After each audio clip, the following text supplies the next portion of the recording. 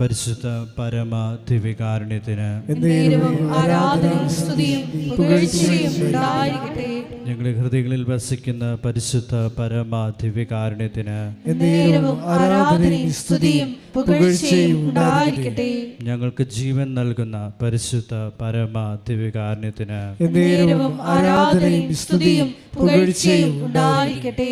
കൃപാസനം പ്രത്യക്ഷീകരണ മധ്യസ്ഥ പ്രാർത്ഥന. അമ്മേ പരിശുദ്ധ അമ്മേ, ദൈവമാതാവേ, കൃപാസനത്തിലൂടെ ഞങ്ങൾക്കും ഞങ്ങളുടെ ദേശത്തിനും അമ്മ മാധ്യസ്ഥം തേടിത്തന്ന എല്ലാ അനുഗ്രഹങ്ങൾക്കും കൃപകൾക്കും ഞങ്ങളിപ്പോൾ ഹൃദയം നിറഞ്ഞ നന്ദി പറയുന്നു. ദിവ്യകാരുണ്യനാഥൻ പരിശുദ്ധ അമ്മ വഴിയായി നമുക്ക് നൽകിയിട്ടുള്ള എല്ലാ നിരവധി അനുഗ്രഹങ്ങളെ ഓർത്ത് നന്ദി പറഞ്ഞുകൊണ്ട് ഇരുകരങ്ങൾ ഉയർത്തി സ്തുതിച്ച് അവിടുത്തെ ആരാധിക്കാം.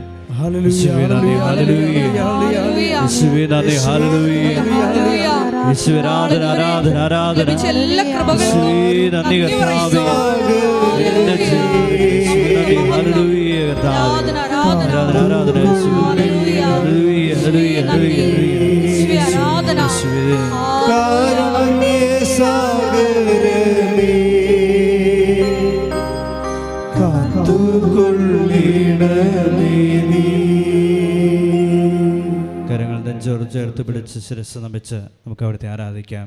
പരിശുദ്ധ പരമ ദിവ്യകാരുണ്യത്തിന് ആരാധനയും സ്തുതിയും പുകഴ്ചയും ഉണ്ടായിരിക്കട്ടെ.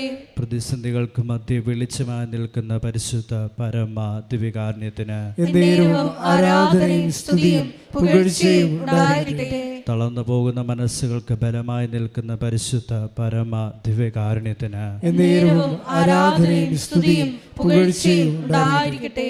അമ്മേ പരിശുദ്ധ അമ്മേ, അമ്മേ ദൈവമാതാവേ, 2004 ഡിസംബർ 7-ാം തീയതി ഉച്ചകഴിഞ്ഞ് 2:30 കൃപാസനത്തിൽ സംഭവിച്ച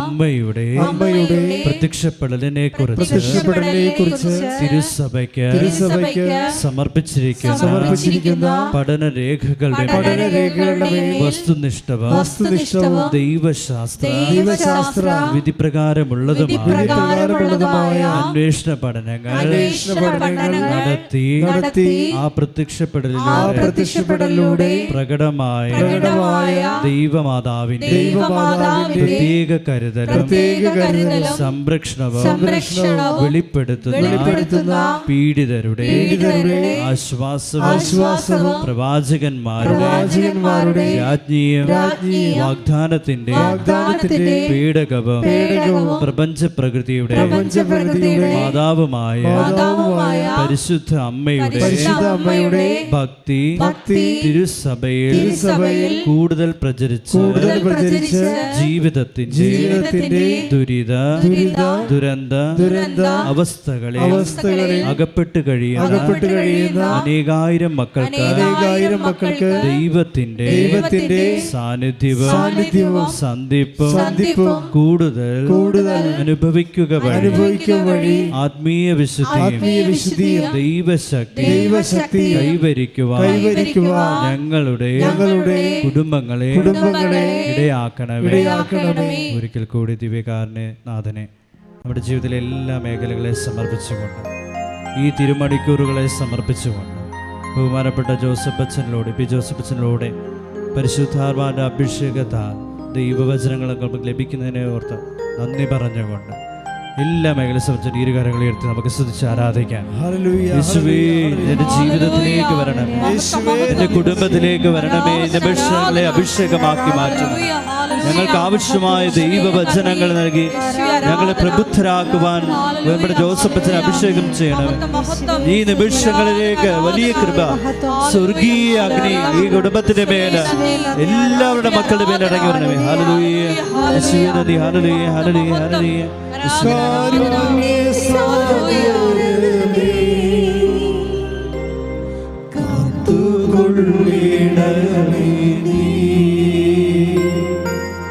കാരുണ്യ സാഗര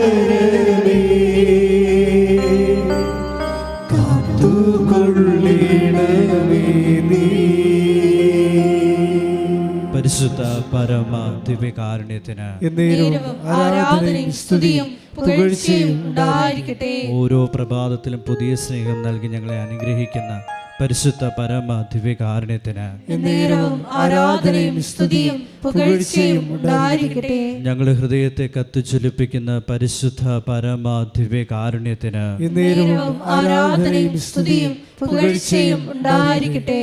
അമ്മേ പരിശുദ്ധ അമ്മേ, അമ്മേ പരിശുദ്ധ അമ്മേ, ഭൂസ്വർലോകങ്ങളുടെ രാജ്ഞിയായ അങ്ങേക്ക് ഭൗമ സംരക്ഷണത്തിനായി പ്രപഞ്ച പ്രകൃതിയെ തന്നെ തിരുസഭ പ്രതിഷ്ഠിക്കുവാൻ ഈ പ്രത്യക്ഷീകരണം വഴി ഇടയാക്കണമേ. പരിശുദ്ധ അമ്മേ, ജപമാല മാതാവേ, സകല കൃപാസന പ്രാർത്ഥനകളോടും ചേർത്ത് ഞങ്ങളിപ്പോൾ പ്രാർത്ഥിക്കുന്ന ഈ കുടുംബത്തിന്റെ പ്രത്യേക നിയോഗവും. പ്രിയമുള്ളവരെ, മൗനമായി നമ്മുടെ വിവിധ ആവശ്യങ്ങൾ നമുക്ക് ദൈവത്തിൻ്റെ സന്നിധിയിൽ സമർപ്പിക്കാം. പ്രത്യേകമായിട്ടും ഉടമ്പടിയെടുത്ത് പ്രാർത്ഥിക്കുന്നവരുടെ ഓരോ നിയോഗങ്ങളും ഓൺലൈൻ ഉടമ്പടിയിലൂടെയും ലൈറ്റ് ആൻഡ് പ്രയർ റിക്വസ്റ്റിലൂടെയും തീർത്ഥാടക ഉടമ്പടിയിലൂടെയും നിയോഗം സമർപ്പിച്ച് പ്രാർത്ഥിക്കുന്നവർ എല്ലാവരെയും നമുക്ക് സമർപ്പിക്കാം. ഈ കൃപാസന എല്ലാ ശുശ്രൂഷകരെയും ഇവിടുത്തെ ഓരോ കുടുംബാംഗങ്ങളെയും ഇവിടെ കടന്നു വന്ന് ശുശ്രൂഷ ചെയ്യുന്ന ഏവരെയും ഇവിടെ കടന്നു വന്ന ഓരോ മക്കളെയും പരിശുദ്ധ അമ്മയുടെ പ്രത്യേകമായ മാധ്യസ്ഥം സഹായമുണ്ടാകുവാനും ബഹുമാനപ്പെട്ട ഡോക്ടർ വി.പി. ജോസഫ് വലിയ വീട്ടിലച്ഛന് വലിയ അഭിഷേകത്തോടെ ഇനിയും ധാരാളം ശുശ്രൂഷകൾ ചെയ്യുവാനും അനേകരെ യേശുവിലേക്ക് അമ്മയിലേക്ക് ചേർത്ത് നിർത്തുവാനും അമ്മയെ അച്ഛനെ അനുഗ്രഹിക്കണമെന്ന് നമുക്ക് പ്രാർത്ഥിക്കാം. അതിലിവിടെ ചെയ്യുന്ന ഓരോ ശുശ്രൂഷകരെ അവരുടെ കുടുംബാംഗങ്ങളെ നമുക്ക് സമർപ്പിക്കാം. ഇന്ന് പ്രത്യേകമായ സഹായം ആവശ്യമുള്ളവരെ പരിശുദ്ധ അമ്മയെ സഹായിക്കണമെന്ന് മൗനമായിട്ട് നമുക്ക് പ്രാർത്ഥിക്കാം.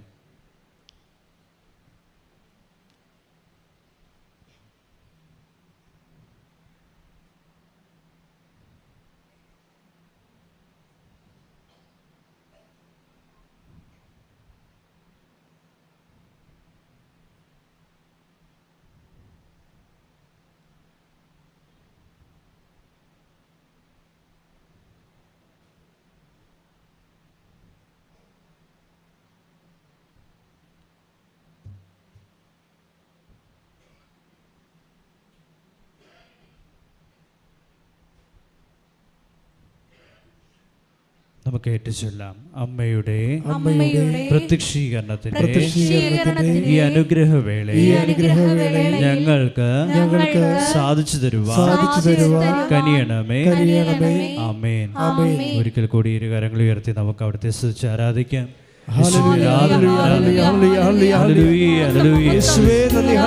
പരിശുദ്ധ പരമദിവ്യകാരുണ്യത്തിന് ആരാധനയും സ്തുതിയും പുകഴ്ചയും ഉണ്ടായിരിക്കട്ടെ.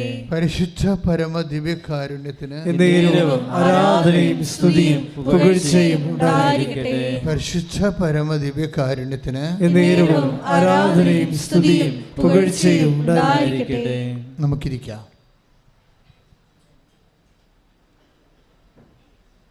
എൻ്റെ പ്രിയപ്പെട്ടവരെ, ഇത് ഉടമ്പടി ധ്യാനമാണ്. ഉടമ്പടി ധ്യാനത്തിൻ്റെ മുഖ്യ പ്രമേയം ഉടമ്പടി എങ്ങനെയാണ് പ്രയോഗത്തിൽ വരുത്തുന്നത്. രണ്ടാമത്തേത്, ഉടമ്പടിയിൽ എത്ര പെട്ടെന്നാണ് സാക്ഷ്യം പറയാൻ ദൈവാനുഭവത്തിലേക്ക് നമ്മളെ നയിക്കുന്ന ഘടകങ്ങൾ എന്താണ്, എങ്ങനെയാണ് കൃപയിൽ ഉടമ്പടി കൃപയിൽ നിലനിൽക്കുന്നത്. അങ്ങനെയുള്ള വളരെ ഗൗരവതരമായ ചില ആധ്യാത്മിക പ്രശ്നങ്ങളാണ് ഉടമ്പടി ധ്യാനത്തിൽ നമ്മൾ ചർച്ച ചെയ്യുന്നത്. സാധാരണഗതിയിൽ എപ്പോഴും നമ്മൾ എൻ്റെ സഹോദരങ്ങളെ സാക്ഷ്യങ്ങൾ പരിശോധിക്കുമ്പോൾ ഞങ്ങൾ സാക്ഷ്യങ്ങളെ സെലക്ട് ചെയ്യുന്നൊരു മോഡുണ്ട്. ഇപ്പോൾ 20 സാക്ഷ്യങ്ങളൊക്കെയാണ് ഇവിടെ ഒരു ദിവസം പറയാൻ നമുക്ക് സമയം കിട്ടുന്നത്. ദാറ്റ് മീൻസ് ഒരു 11:30 സാക്ഷ്യം പറഞ്ഞാൽ വൈകുന്നേരം 4:30 സാക്ഷ്യം അവസാനിക്കുമ്പോൾ നമുക്ക് പ്രൈമറി ആയിട്ട് ഒരു 20 സാക്ഷ്യം കിട്ടും. പക്ഷേ 20 സാക്ഷ്യം നമ്മൾ അപ്പ് ചെയ്യത്തില്ല. 20 സാക്ഷ്യത്തിൽ അപ്പ് ചെയ്യുന്നത് 2 സാക്ഷ്യങ്ങളേ ഉള്ളൂ. 10-1 വെച്ചാണ് നമ്മൾ സെലക്ട് ചെയ്യണത്. ആ സെലക്ഷൻ മോഡിൽ വരുന്നത് സാക്ഷ്യങ്ങൾ നിങ്ങൾ ശ്രദ്ധിക്കണം. ആ സാക്ഷ്യങ്ങൾ കേട്ടാൽ പിന്നീട് ഉടമ്പടി എടുക്കുന്നവർക്ക് ഹൈ ഇൻവെസ്റ്റ്മെൻറ്റ് നടത്താൻ പറ്റും. ആ ഒരു മോഡ്, ആ ഒരു ഫ്രെയിം നമ്മൾ കോപ്പി ചെയ്ത് കഴിഞ്ഞാൽ പല സാക്ഷ്യങ്ങളും ഫ്രെയിം കോപ്പി ചെയ്യാൻ പറ്റുന്ന രീതിയിലാണ് നിങ്ങൾക്ക് സെലക്ട് ചെയ്ത് നിങ്ങൾക്ക് തരണത്. കാര്യം ഉടമ്പടി ഓരോ ദിവസവും പുരോഗമിച്ചുകൊണ്ടിരിക്കുന്ന ദൈവികമായ വലിയ പദ്ധതിയാണ്. അതുകൊണ്ടാണ് ഓരോ ദിവസവും ഉടമ്പടിയുടെ എണ്ണം കൂടിക്കൊണ്ടിരിക്കുന്നത്. സാക്ഷ്യങ്ങൾ അതുപോലെ ക്വാളിറ്റേറ്റീവ്ലി ഹൈ സാക്ഷ്യങ്ങൾ വരുന്നു. സാധാരണ നിലവാരത്തിനുള്ളതിനേക്കാൾ വളരെ ഗുണനിലവാരമുള്ള സാക്ഷ്യങ്ങൾ വരുന്നതിൻ്റെ കാരണം ആ കറക്റ്റ് ബൈബിൾ ഫോർമാറ്റ് ഇതിൻ്റെ അകത്ത് എക്സിക്യൂട്ട് ചെയ്യുന്നതാണ്. പക്ഷേ കറക്റ്റ് ബൈബിൾ ഫോർമാറ്റ് എക്സിക്യൂട്ട് ചെയ്യാൻ വേണ്ടി നിങ്ങൾ അതിൻ്റെ സിദ്ധാന്തവും പ്രയോഗവും പഠിക്കണം. എപ്പോഴും നമ്മൾ സംഭവിക്കുന്നത് ഉടമ്പടി ധ്യാനത്തിൽ 2 ഘടകങ്ങളുണ്ടാവും. ഒന്ന്, ഉടമ്പടിയുടെ സിദ്ധാന്ത തലങ്ങൾ പറയും, അതിൻ്റെ തിയറട്ടിക്കലായിട്ടുള്ള വശങ്ങൾ പറയും. പിന്നെ അതിൻ്റെ സാക്ഷ്യങ്ങൾ, പ്രയോഗ വിചാരണ നടത്തും. ആ പ്രത്യേക തിയറിക്ക് പറ്റുന്ന പ്രയോഗം എന്ത്, അതിൻ്റെ എക്സ്പീരിയൻസ്, ജനങ്ങളുടെ എക്സ്പീരിയൻസ് പറയും. അതുകൊണ്ട് ഇപ്പോഴെന്താ സംഭവിച്ചിരിക്കണമെന്ന് വെച്ച് കഴിഞ്ഞാൽ, ഇപ്പം നിങ്ങൾ മനസ്സിലാകും, സാക്ഷ്യം പറയുന്നതിൽ ഒരു 10 പേര് സാക്ഷ്യം പറഞ്ഞാൽ ഒരു 8 പേരും ഹയർ എഡ്യൂക്കേഷനുള്ള ആൾക്കാരാണ് സാക്ഷ്യം പറയണത്. എന്ന് വെച്ച് കഴിഞ്ഞാൽ അവർക്കിത് സത്യമാണെന്ന് മനസ്സിലായി. കഴിഞ്ഞ ദിവസങ്ങളിൽ ഒരാൾ മനുഷ്യനിവിടെ വന്നിട്ട് പറഞ്ഞു, എൻ്റെ വൈഫിനാണ് ഇതിൻ്റെ അകത്തൊക്കെ കൂടുതൽ വിശ്വാസം, എനിക്കൊരു വിശ്വാസമില്ല. അതൊരു വൈഫിനെ ഞാൻ കൊണ്ടുവന്ന് ഇതിനകത്ത് ആക്കിയിട്ട് ഞാൻ പോയി കടയിൽ പോയി വല്ല ചോറോ ഭക്ഷണമൊക്കെ കഴിച്ചുകൊണ്ടിരിക്കുകയുള്ളൂ, അവൾ ഫ്രീ ആകുമ്പോൾ അവളെ കൂട്ടിക്കൊണ്ട് പോകും. കഴിഞ്ഞ ദിവസങ്ങളിൽ അച്ഛൻ്റെ സെക്വിന TV-യിൽ അച്ഛൻ്റെ ഇൻ്റർവ്യൂ ഞാൻ കേട്ട്. ആ ഇൻ്റർവ്യൂ മൊത്തം സെക്വിന TV നമ്മളോട് വലിയൊരു സ്നേഹമാണ് കാണിച്ചത്. കാര്യം 12 ഇൻ്റർവ്യൂ ചെയ്തവർ, 12 ഇൻ്റർവ്യൂ. 2 ദിവസം ഞാൻ അവിടെ പോയിരുന്നു 12 ഇൻ്റർവ്യൂ ചെയ്യാൻ വേണ്ടി. അപ്പോൾ 12 ഇൻ്റർവ്യൂവിലൂടെ എന്താണ് ഉടമ്പടി, ഉടമ്പടി എങ്ങനെയാണ് വന്നത്, ഉടമ്പടി ഇന്നത്തെ രീതിയിൽ ഇത്രയും വലിയ ഹാർവസ്റ്റിംഗ് നടത്താനുള്ള കാരണങ്ങൾ എന്താണ്, അതിൻ്റെ ഈ കൃപാസനത്തിൻ്റെ ആധ്യാത്മികമായ പരിസരവും അതിൻ്റേതായിട്ടുള്ള കടന്നുവരവിൻ്റെ കാലഘട്ടങ്ങളിൽ നടത്തിയിട്ടുള്ള ആത്മീയ നിക്ഷേപങ്ങളും ഒക്കെ ഞാൻ അവിടെ പറയാനൊരവസരം ഒരുക്കിയിട്ട്, അപ്പോഴാൾക്കാർക്ക് ഇപ്പോൾ ബോധ്യം കിട്ടി മുമ്പത്തേക്കാളും. കാര്യം എന്താണ് അങ്ങനെ സെക്വിന TV ചെയ്തതെന്ന് വെച്ച് കഴിഞ്ഞാൽ, ഇവിടെ ആലപ്പുഴ പോലും കാണാത്ത മനുഷ്യർ നമ്മളെ ആവശ്യമില്ലാതെ വിമർശിക്കാൻ തുടങ്ങി. അപ്പോഴാണ് അവരെന്നെ വിളിച്ചത്, അച്ഛാ ഇങ്ങനെ കുറച്ച് ഒബ്ജക്ഷൻസൊക്കെ കേൾക്കുന്നുണ്ടല്ലോ, നമുക്കത് ക്ലാരിഫൈ ചെയ്യാൻ പറ്റുമോ എന്ന് ചോദിച്ചു. അപ്പോൾ ഞാൻ പറഞ്ഞു ഇറ്റ്സ് ഓക്കെ. അപ്പോൾ അങ്ങനെ അതെനിക്ക് മനസ്സിലായി അമ്മ തന്ന ഒരു അവസരമാണെന്ന്. എപ്പോഴും നമ്മൾ മനസ്സിലാക്കേണ്ടത്, നിങ്ങൾ ഉടമ്പടി എടുക്കുമ്പോൾ ആദ്യമേ എൻ്റെ മക്കളുടെ മനസ്സിലുണ്ടാകേണ്ടത്, ദൈവത്തെ സ്നേഹിക്കാൻ ദൈവം എന്നെ പ്രത്യേകം വിളിച്ചിരിക്കുന്നു. കൈയടിച്ച് കർത്താവിനെ എടുക്കുന്ന എല്ലാ മക്കൾക്കും ഈശോയെ ദൈവസ്നേഹത്തിന്റെ അഭിഷേകം നൽകണമേ എന്ന് പ്രാർത്ഥിക്കുന്നു.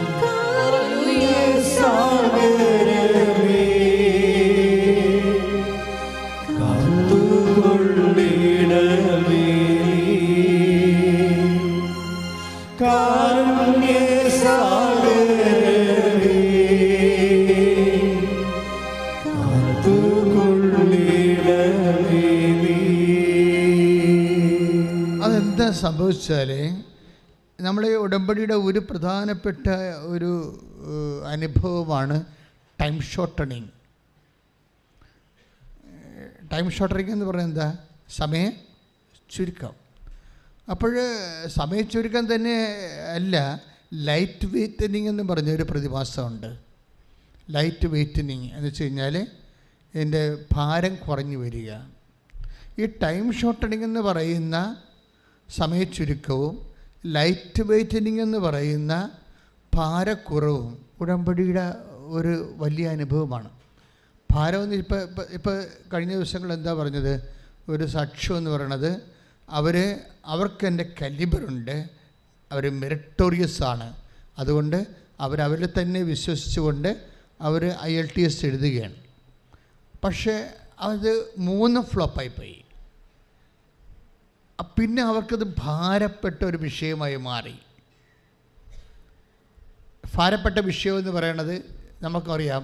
ഇപ്പോൾ ചില വീടുകളിലൊക്കെ ഉള്ള ഏറ്റവും വലിയ പ്രശ്നം എന്താ? അവർക്ക് വീട് വെക്കാൻ പറ്റണില്ല. എന്താ വീട് വെക്കാൻ പറ്റാത്തത്? അവരുടെ പേരിൽ സ്ഥലമില്ല. എന്താ സ്ഥലമില്ലാത്തത്? ഭാഗോടമ്പടി ചെയ്തിട്ടില്ല. എന്താ ഭാഗോടമ്പടി ചെയ്യാത്തത്? മുന്നാധാരമില്ല. ഇങ്ങനെ കുറേ പ്രശ്നങ്ങളാണ്. അപ്പോൾ വർഷങ്ങളായിട്ട് അപ്പൂപ്പന്മാരുടെ കാലം മുതൽ മുന്നാധാരമില്ലാതെ തറവാടിൻ്റെ പൊതു സ്വത്തായിട്ട് കിടക്കണമ്പോൾ നമ്മൾക്ക് അവിടെ വീട് വെക്കാൻ പറ്റത്തില്ല. നിന്ന് താമസിക്കുന്ന വീട് നമ്മൾ താമസിച്ച് ഉറഞ്ഞ് താഴെ വീഴുന്നതല്ലാതെ ഒന്നും ചെയ്യാൻ പറ്റത്തില്ല. മെയിൻ്റനൻസ് ചെയ്ത് കഴിഞ്ഞാൽ ഉടനെ അടുത്ത അവകാശം കൊണ്ട് കേസ് കൊടുക്കും. അതാണ് പ്രശ്നം. മെയിൻ്റനൻസ് പോലും തൊടാൻ പറ്റുന്നില്ല. ഇതാണ് ഭാരപ്പെട്ടെന്ന സംഭവം. ഈ ഭാരപ്പെട്ട വിഷയം ഉടമ്പടി എടുക്കുമ്പോൾ വെറും 45 ഡേയ്സിനുള്ളിൽ ഇത് ലഘുവായിട്ട് തന്നെ കാണാം. ലഘുവായിട്ട് വന്നത് കാണാം.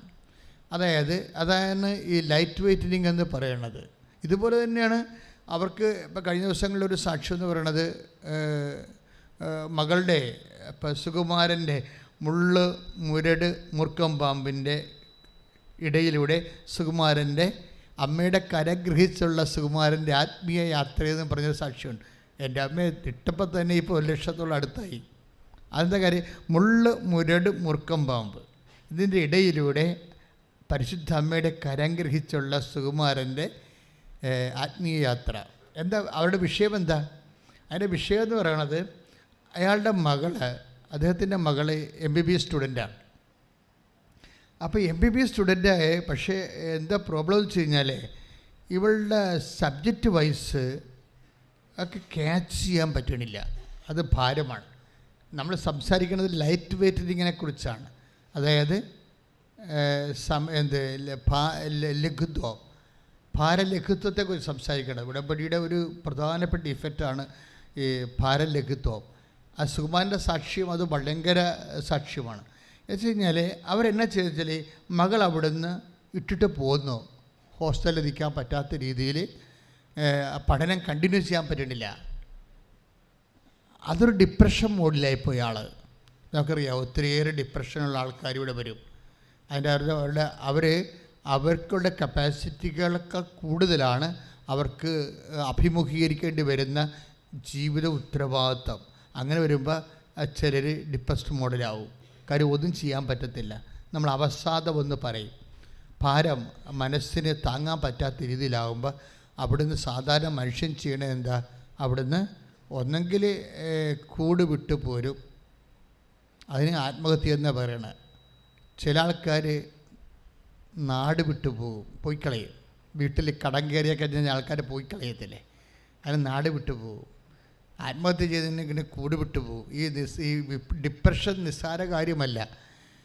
താങ്ങാൻ പറ്റത്തില്ലെന്ന് ഒരാൾക്ക് തോന്നിക്കഴിഞ്ഞാൽ പിന്നെ അവർ ഉടനെ അവിടെ നിന്ന് ഒഴിവെടുത്തിട്ട് ചിലപ്പോഴവർ വിശ്വാസമില്ലാത്തവരുടെ ആത്മഹത്യ ചെയ്യും. അല്ലാത്തവർ രാജ്യം വിട്ടുപോകും. അല്ലാത്തൊരു വട്ടായിട്ട് തന്നെ തുടരും. വട്ടായിട്ട് തുടരണം. വീട്ടിൽ തന്നെ ഉണ്ടാകും, പക്ഷേ വട്ടായി പോകും.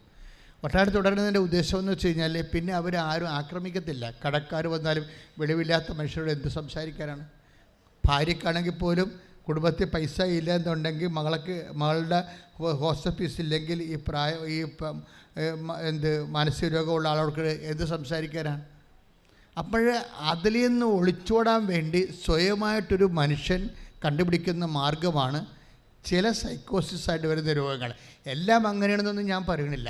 ചിലതെല്ലാം ഇതുപോലെ ഫ്ലീയിങ് ആയിട്ടുള്ള ടെൻഡൻസിയാണ്. ഒന്നെങ്കിൽ വീട്ടിൽ തന്നെ അവർ മനസ്സ് വിട്ടുപോകും, വീട്ടിൽ തന്നെ ഉണ്ടാകും. അല്ലെങ്കിൽ വീട് വിട്ടുപോകും, അല്ലെങ്കിൽ രാജ്യം വിട്ടുപോകും. ഇങ്ങനെ ഒരു വ്യത്യസ്തമായ, അതാണ് ഈ ഡിപ്രഷൻ എന്ന്. അപ്പോൾ ഈ ഭാരം ചികിത്സിക്കപ്പെടേണ്ട ഒരു വിഷയമാണ്. ഭാരമെന്ന് പറയുന്നത്, മനസ്സിൻ്റെ ഭാരം ശരിക്കും ചികിത്സിക്കപ്പെടേണ്ട വിഷയമാണ്. അത് ഡൈക്കാർഡിന മോർഫിനെ കഴിച്ചിങ്ങനെ മയങ്ങിയിരുന്നത് കൊണ്ടൊന്നും അതൊക്കെ കണ്ണിപ്പൊടിയിടാനേ പറ്റത്തുള്ളൂ.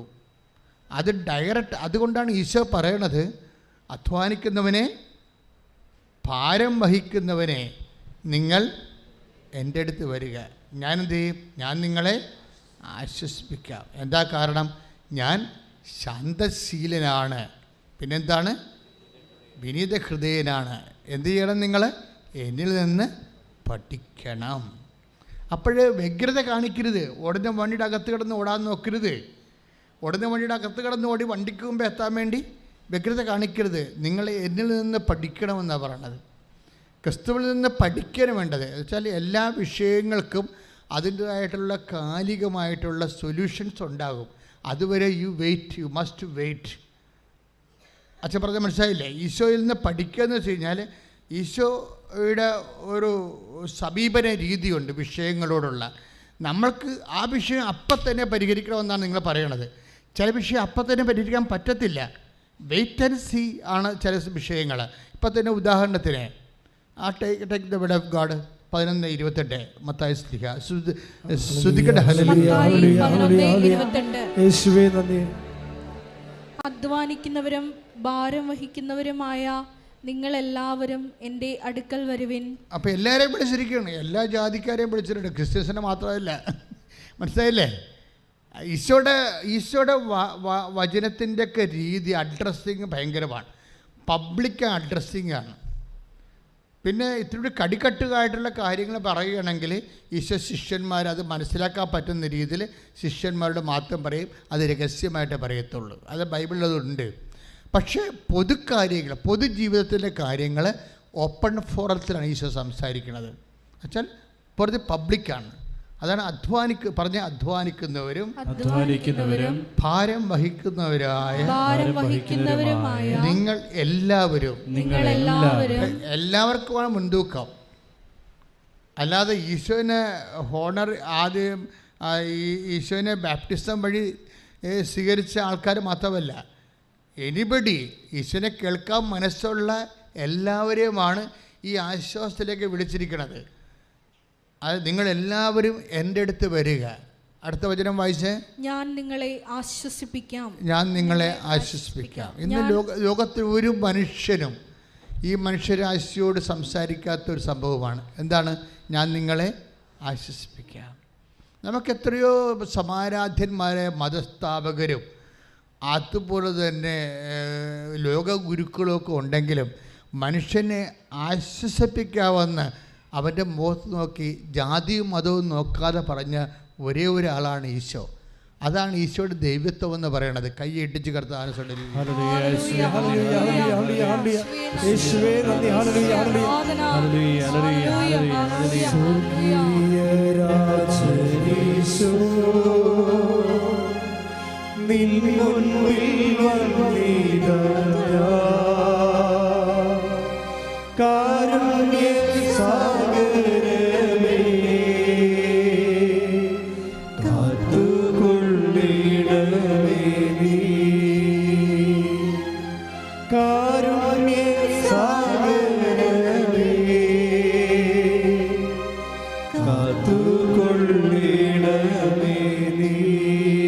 പരിശുദ്ധ പരമദിവ്യകാരുണ്യത്തിന്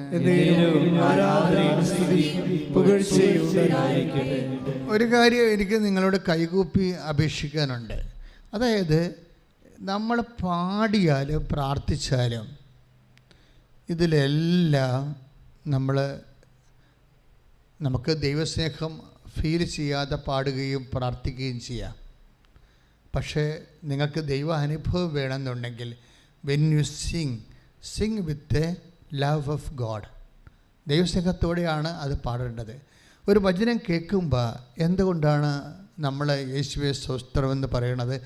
അത് നമുക്ക് ആ വചനത്തോട് ഉള്ള ഒരു തുറവിയും വചനത്തിലുള്ള ആന്തരിക ആനന്ദവും ഉണ്ടാകുമ്പോഴുണ്ടാകുന്ന നമ്മുടെ ഓട്ടോമാറ്റിക് പ്രതികരണമാണ് യേശുവേ സ്തോത്രം എന്നുള്ളത്.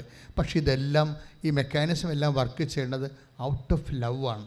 ആധ്യാത്മികതയിൽ വളരണമെന്നുണ്ടെങ്കിൽ നിങ്ങൾ ആദ്യം തന്നെ ഒരു കൊയ്ത്തിനാണ് തയ്യാറാകണമെങ്കിൽ ആദ്യം അരുവ മുറിച്ചുള്ളതാക്കണ്ടേ, ഇല്ലേ? അതുപോലെയുള്ളൊരു നടപടിക്രമം ഇതിൻ്റെ അകത്തുണ്ട്. നിങ്ങൾ ദൈവാനുഭവത്തിനാണ് തയ്യാറായി വരുന്നതെന്നുണ്ടെങ്കിൽ ആദ്യം ചെയ്യേണ്ടത് ദൈവസ്നേഹം എന്നെ വർദ്ധിപ്പിക്കാൻ നോക്കണം. ഒന്ന് പ്രാർത്ഥിക്കുക, കൈനെഞ്ചത്ത് വെച്ച് പ്രാർത്ഥിക്കുക. കർത്താവായ ദൈവമേ, അങ്ങയുടെ ഓരോ വാക്കും,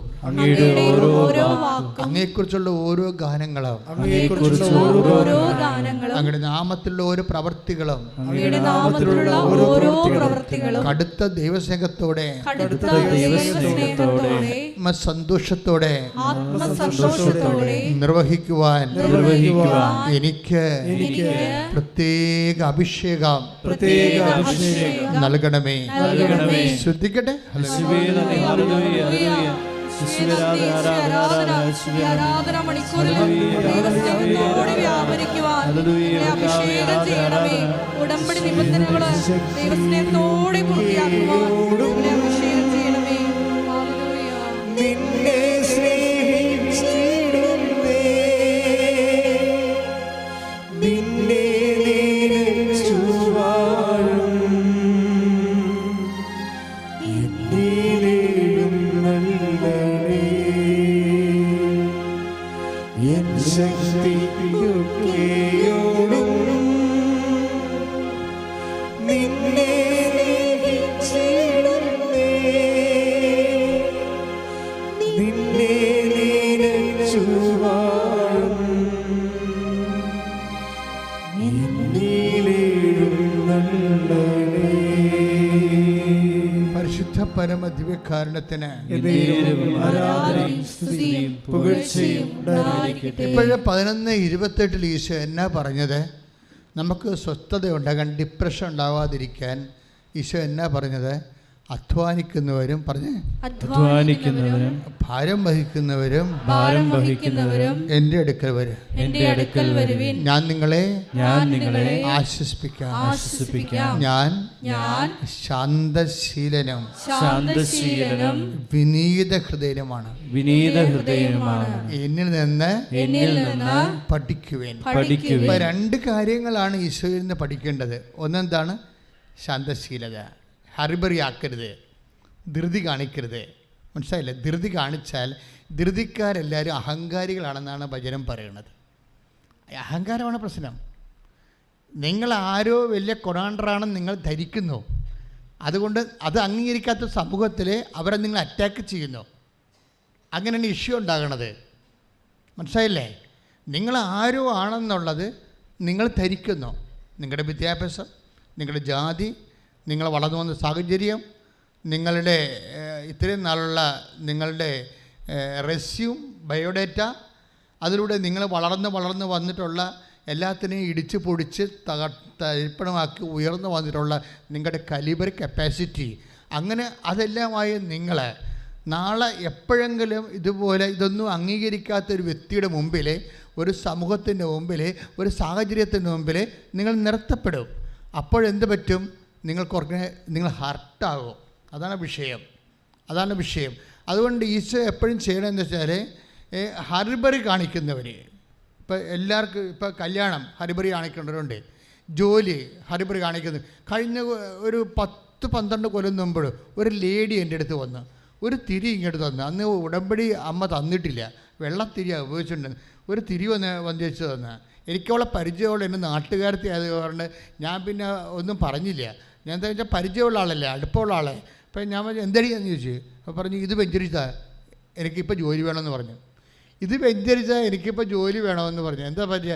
അവിടെ TTCയോ BEdോ കഴിഞ്ഞ് ഇറങ്ങിയതേ ഉള്ളൂ. അപ്പം തന്നെ അവൾ സ്കൂളിൽ കയറണമെന്ന്. അതിന് ഒരു തിരിയും പിടിച്ച് ദൈവത്തിനെ ഭീഷണിപ്പെടുത്താൻ ഇറങ്ങിയിരിക്കുക. അതാണ് പ്രശ്നം.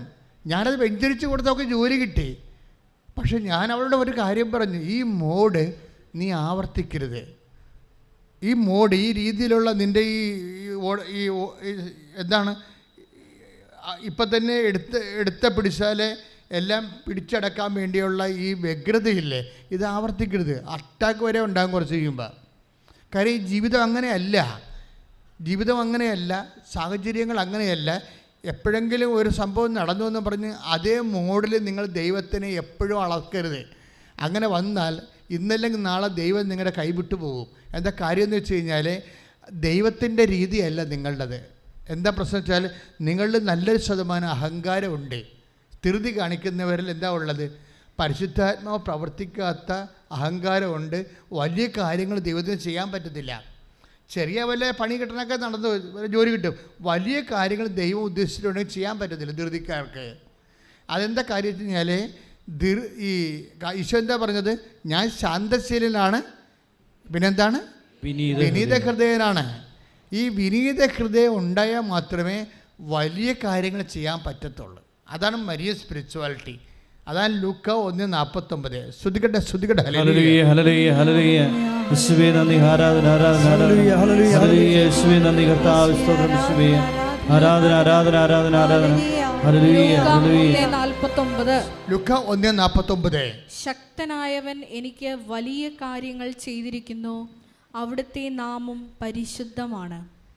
അതൊക്കെ ഒന്ന് 48 വായിച്ചേ. അവിടുന്ന് തൻ്റെ ദാസിയുടെ താഴ്മയെ കടാക്ഷിച്ചു. അതാണ് സംഭവം. അത് വലിയ കാര്യങ്ങളും മേജർ ഡ്യൂട്ടി വിഷയം. ഉടമ്പടിയെ സംബന്ധിച്ചിടത്തോളം മേജർ ഡ്യൂട്ടിയാണ് ഉള്ളത്. ചെറിയ കാര്യങ്ങൾ ചെയ്യണമെങ്കിൽ വല്ല നൊവേനം കൂടി നിങ്ങളുടെ നാട്ടിൽ തന്നെയാണുള്ള സംവിധാനമുണ്ട്. ആലപ്പുഴ വരേണ്ട ഒരു കാര്യമില്ല. ഉടമ്പടി നമ്മൾ എടുക്കുന്നത് മേജർ ഡ്യൂട്ടി ചെയ്യാൻ വേണ്ടിയാണ്, വലിയ കാര്യങ്ങൾക്ക് വേണ്ടിയാണ്. അപ്പോൾ വലിയ കാര്യങ്ങൾ ചെയ്യുമ്പോൾ എപ്പോഴും ഈ ലൂക്ക 1:48 നോക്കണം. എന്താണ്? ശക്തനായവൻ പറഞ്ഞേ, ശക്തനായവൻ എനിക്ക് വലിയ കാര്യങ്ങൾ ചെയ്തിരിക്കുന്നു. അതെങ്ങനെയാണ് ശക്തൻ വലിയ കാര്യങ്ങൾ ചെയ്തത്? അവിടുന്ന് പറഞ്ഞേ, തന്റെ ദാസിയുടെ വിനീതാവസ്ഥ. വിനീതാവസ്ഥയ്ക്ക് അഹങ്കാരമില്ല, ധൃതിയില്ല. മനസ്സിലായില്ലേ? കർത്താവ് അനുവദിക്കുമ്പോൾ കർത്താവ് നല്ലതേ അനുവദിക്കത്തുള്ളൂ. ഞാൻ കർത്താവിൻ്റെ മനസ്സ് വരെ വെയിറ്റ് ചെയ്യും. ചെറിയ കാര്യം, അതായത് എപ്പോഴും നമ്മൾ ശ്രദ്ധിക്കുക. നിങ്ങൾ ധൃതിക്കാരാണ്, ഓടുന്ന വണ്ടിയുടെ അകത്ത് കിടന്ന് ഓടി വണ്ടിക്ക് മുമ്പ് എത്താൻ നോക്കുന്ന ആൾക്കാരാണ് എന്ന് വെച്ചാൽ ബേസിക്കായിട്ട് നിങ്ങൾ കോമ്പറ്റീറ്റീവ് ആണെന്ന് എൻ്റെ അർത്ഥം. മനസ്സിലായില്ലേ? കോമ്പറ്റീറ്റീവ് ആണെന്ന്. നിങ്ങൾ ധൃതി കാണിക്കുന്നവരുടെ ഉള്ളിൽ എപ്പോഴും ഒരു മത്സരം ഉണ്ടാകും. അതുകൊണ്ട് ബൈബിൾ എന്താ പറയണത്? 2 ഫിലിപ്പി 2:3. ശ്രുതികട്ടെ. ഹല്ലേലൂയ ഹല്ലേലൂയ ഹല്ലേലൂയ ഹല്ലേലൂയ. യേശുവേ ആരാധന ആരാധന ആരാധന. ഹല്ലേലൂയ ഹല്ലേലൂയ. യേശുവേ നന്ദി കർത്താവേ നന്ദി. ഹല്ലേലൂയ. ഫിലിപ്പി 2:3. മാത്സര്യമോ വ്യർത്ഥാഭിമാനമോ മൂലം നിങ്ങൾ ഒന്നും ചെയ്യരുത്. അതാ പ്രശ്നം. ഇപ്പം ധൃതി കാണിക്കുന്നതിൽ 2 കാര്യങ്ങളുണ്ടാവും. ഒന്നെന്താണ്? മത്സര്യം ഉണ്ടാവും. രണ്ടാമത്തെ എന്താണ്? വ്യർത്ഥാഭിമാനം. അവനേക്കാൾ നേരത്തെ എനിക്ക് ജോലി വേണം, അതാണ് ഒരു. അവരെക്കാൾ നേരത്തെ എനിക്ക് കാറ് വാങ്ങിക്കണം, അവരെക്കാൾ നേരത്തെ എനിക്ക് വീട് വെക്കണം. ഇതാണ് വിഷയം. ഇത് ഉള്ളിലുള്ളത് കൊണ്ടാണ് ധൃതി വരണത്. അതുകൊണ്ടാണ് ബൈബിള് പറയണത് ഫിലിപ്പി 2:3. എന്താ പറയണത്? മാത്സര്യമോ പറഞ്ഞേ, മാത്സര്യമോ പിന്നെ എന്താണ്? വ്യർത്ഥാഭിമാനമോ മൂലം. Meaningless esteem.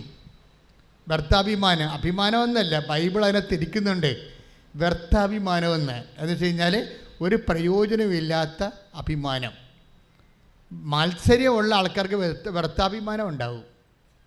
ഇപ്പോൾ നിങ്ങളുടെ ആൻറ്റിയുടെ മകൾ കാനഡയിൽ പോകണമെന്ന് കേട്ടതേ ഉള്ളൂ. നിങ്ങളുടെ മനസ്സിൽ ഉടനെ വന്ന് അവളെക്കാൾ നേരത്തെ എനിക്ക് ഇംഗ്ലണ്ടിൽ പോകണമെന്ന്. തീർന്നില്ല പരിപാടി. നിങ്ങളുടെ കാര്യത്തിൽ തീരുമാനം. ഇത് വ്യർത്ഥാഭിമാനമാണ് സംഭവം. അതുകൊണ്ടാണ് ധൃതി കാണിക്കുന്നത്. അതുകൊണ്ടാണ് ബൈബിൾ പറയണത് മാത്സര്യമോ പറഞ്ഞേ, മാത്സര്യമോ. ഫിലിപ്പി 2:3. മാത്സര്യമോ വ്യർത്ഥാഭിമാനോ മൂലം നിങ്ങൾ ഒന്നും ചെയ്യരുത്. അപ്പൊ ചില കാര്യങ്ങൾ ചെയ്യാം, ചില കാര്യങ്ങൾ ചെയ്യുന്നല്ല. You must not do anything എന്നാണ്. ഒന്നും ചെയ്യാൻ പാടില്ല. നിങ്ങൾ ദൈവ പൈതലാണെന്നുണ്ടെങ്കിൽ, ദൈവത്തിൻ്റെ മനസ്സിനാണ് പ്രാധാന്യമാണെന്നുണ്ടെങ്കിൽ, you will not do anything with spirit of competition. മത്സരം കൊണ്ട് നിങ്ങളൊന്നും ചെയ്യത്തില്ല. ദാറ്റ് മീൻസ് ബൈബിൾ എപ്പോഴും ഉന്നം വെക്കുന്നത് നിങ്ങളുടെ ജഡിക മനുഷ്യനെ ശരിക്കും ഒന്ന് പരുവപ്പെടുത്തി ദൈവാരൂപി പ്രവർത്തിക്കുന്ന ഫോർമാറ്റിലേക്ക് കൊണ്ടുവരാൻ നോക്കുന്നുണ്ട്. അതിന് ഈശോ രഹസ്യമായിട്ട് ചെയ്യുന്ന ചില കാര്യങ്ങളുണ്ട്. മനഃപൂർവ്വം ഈശോ അറിയും, പക്ഷെ പുറത്ത് പറയത്തില്ല. ഇപ്പോൾ കോച്ചേഴ്സിൻ്റെ ഒരു പരിപാടി അതാണല്ല. കോച്ച് ചെയ്യുന്ന ആൾക്കാർ അവരുടെ ഉള്ളിലൊരു ഉദ്ദേശമുണ്ടാകും. അവർക്കൊരു ടീച്ചിങ് ആയിട്ടുള്ള, ഇപ്പോൾ ടീച്ചേഴ്സിനെ അറിയാം, ഇപ്പോൾ പാഠഭാഗങ്ങൾ പഠിപ്പിക്കുമ്പോൾ ഇതുകൊണ്ട് അവരുദ്ദേശിക്കുന്ന ഈ പാഠം കൊണ്ട് കുട്ടികൾക്കുണ്ടാകേണ്ട ചില ലക്ഷ്യങ്ങളുണ്ട്. അത് കുട്ടികളോട് ചിലപ്പോൾ പറയത്തില്ല. അതിന് കരിക്കുലത്തിൻ്റെ ഒരു ഭാഗമാണ്. അതുപോലെ ഈശോ ചെയ്ത ഒരു പരിപാടിയുണ്ട്. എന്താണെന്ന് വെച്ച് കഴിഞ്ഞാൽ, ഈശോ ഒരു വൈകുന്നേരം ആയപ്പോൾ അപ്പോസ്തലന്മാരോട് പറഞ്ഞു, നിങ്ങൾ രാത്രി നമുക്ക് കിടക്കാനുള്ള സ്ഥലം ഒരുക്കാൻ പറഞ്ഞു. വളരെ ശുദ്ധഗതിക്ക് പറഞ്ഞാണ്, ഒരു കുഴപ്പമില്ല. കണ്ടില്ലേ, വളരെ ശുദ്ധഗതിക്ക് പറഞ്ഞതാണ്. അവൻ ജെറുസലേമിലേക്ക് പോകുന്ന വഴിക്ക് പറഞ്ഞ്, നിങ്ങൾ നമുക്ക് രാത്രി തങ്ങാനുള്ള സ്ഥലം എന്ന് പറഞ്ഞാൽ ചപ്പാത്തി ഇടാനുള്ള അടുക്കളയൊക്കെ വേണം, കുറച്ച് പരിപാടി ഉണ്ട് എൻ്റെ. അതാണ് സംഭവം. യഹൂദൻ്റെ മെയിൻ ആഹാരമാണല്ലോ മീൻ ചുടലും ചപ്പാത്തി ചുടലും ഒക്കെ. അപ്പം അതുകൊണ്ട് അതൊക്കെ ചെയ്യാനുള്ള സ്ഥലം വേണം, വീട് വേണം. നമുക്ക് 10-12 പേർക്ക് ഉറങ്ങുകയും ചെയ്യണം. അങ്ങനൊരു സ്ഥലം കണ്ടുപിടിക്കാൻ ഇവരെ ന്യൂട്രലായിട്ട് നേരത്തെ പറഞ്ഞു വിടും. ആരെ വിടണത്? യാക്കോബിനെയും യോഹന്നാനെയും. കൂട്ടത്തിൽ ഇടിവെട്ട് പാർട്ടിയാണ്, ഒന്നിനും സമാധാനം ഇല്ലാത്ത പാർട്ടിയാണ് ഈ പറഞ്ഞു വിടുന്നത്. അപ്പോൾ ഈശോ പറഞ്ഞു വിടുന്ന ആൾക്കാർ നോക്കണം. അന്ത്രയോസിനെയും ഫിലിപ്പോസിനെയാണ് പറഞ്ഞു വിട്ടെങ്കിൽ ഒരു പ്രശ്നമില്ലായി, എല്ലാം ശാന്തമായിട്ട് നടന്നു തരാം. എന്ന് വെച്ചാൽ ഇപ്പം തന്നെ ഈ അകത്ത് കിടന്ന് ഓടുന്ന ആൾക്കാരാണ് അവന്മാരുടെ പേര് തന്നെ ഇടിനാഥത്തിൻ്റെ പുത്രന്മാരെന്നാണ്. ബൊനേർഗസ് വെച്ച് കഴിഞ്ഞാൽ എല്ലാം ഇടിവെട്ട് പോലെ നടക്കണം പാർട്ടിക്ക്. അതിൻ്റെ പേര് തന്നെ അതാ. ബൈബിളിൽ അവരുടെ പേരിട്ടിരിക്കണത് ഇടിനാഥത്തിൻ്റെ പുത്രന്മാരെന്നാണ്. ഇടിനാഥത്തിന് ആരും വെയിറ്റ് ചെയ്യത്തില്ല, ഇടിവെട്ട് ആർക്കും വെയിറ്റ് ചെയ്യത്തില്ല, പെട്ടെന്ന് നടക്കണം. ഇടിവെട്ട് ആൾക്കാരാണ്. ബൈബിൾ അതിൻ്റെ പേര് അവർ ഈ 2 കക്ഷികളെ പറഞ്ഞു വിടണത്. എന്താ ഇവർ ചെയ്യണത്? ഇവർ ചെന്ന് വെച്ച് ദാർഢ്യമുണ്ട് ഇവർക്ക് കാര്യം അപ്പം തന്നെ ഈ പിടിച്ചുകൊണ്ട് വരാൻ പറഞ്ഞാൽ കൊന്നുകൊണ്ട് വരുന്ന പാർട്ടിനെ വിട്ടിരിക്കണത്. ഇത് ഇവരിൽ പരിശുദ്ധാത്മ പ്രവർത്തിക്കാനുള്ള ചാൻസ് ഇല്ല. അതുകൊണ്ട് തന്നെ ഇവർ നാളെ കാലങ്ങളിൽ ദൈവത്തിൻ്റെ പ്രവർത്തനത്തിന് കൊള്ളാതെ വരും. അതുകൊണ്ട് ഇവരെ പറഞ്ഞു വിട്ടിരിക്കുകയാണ്. ഇവരെന്താ ചെയ്തിരിക്കണത്?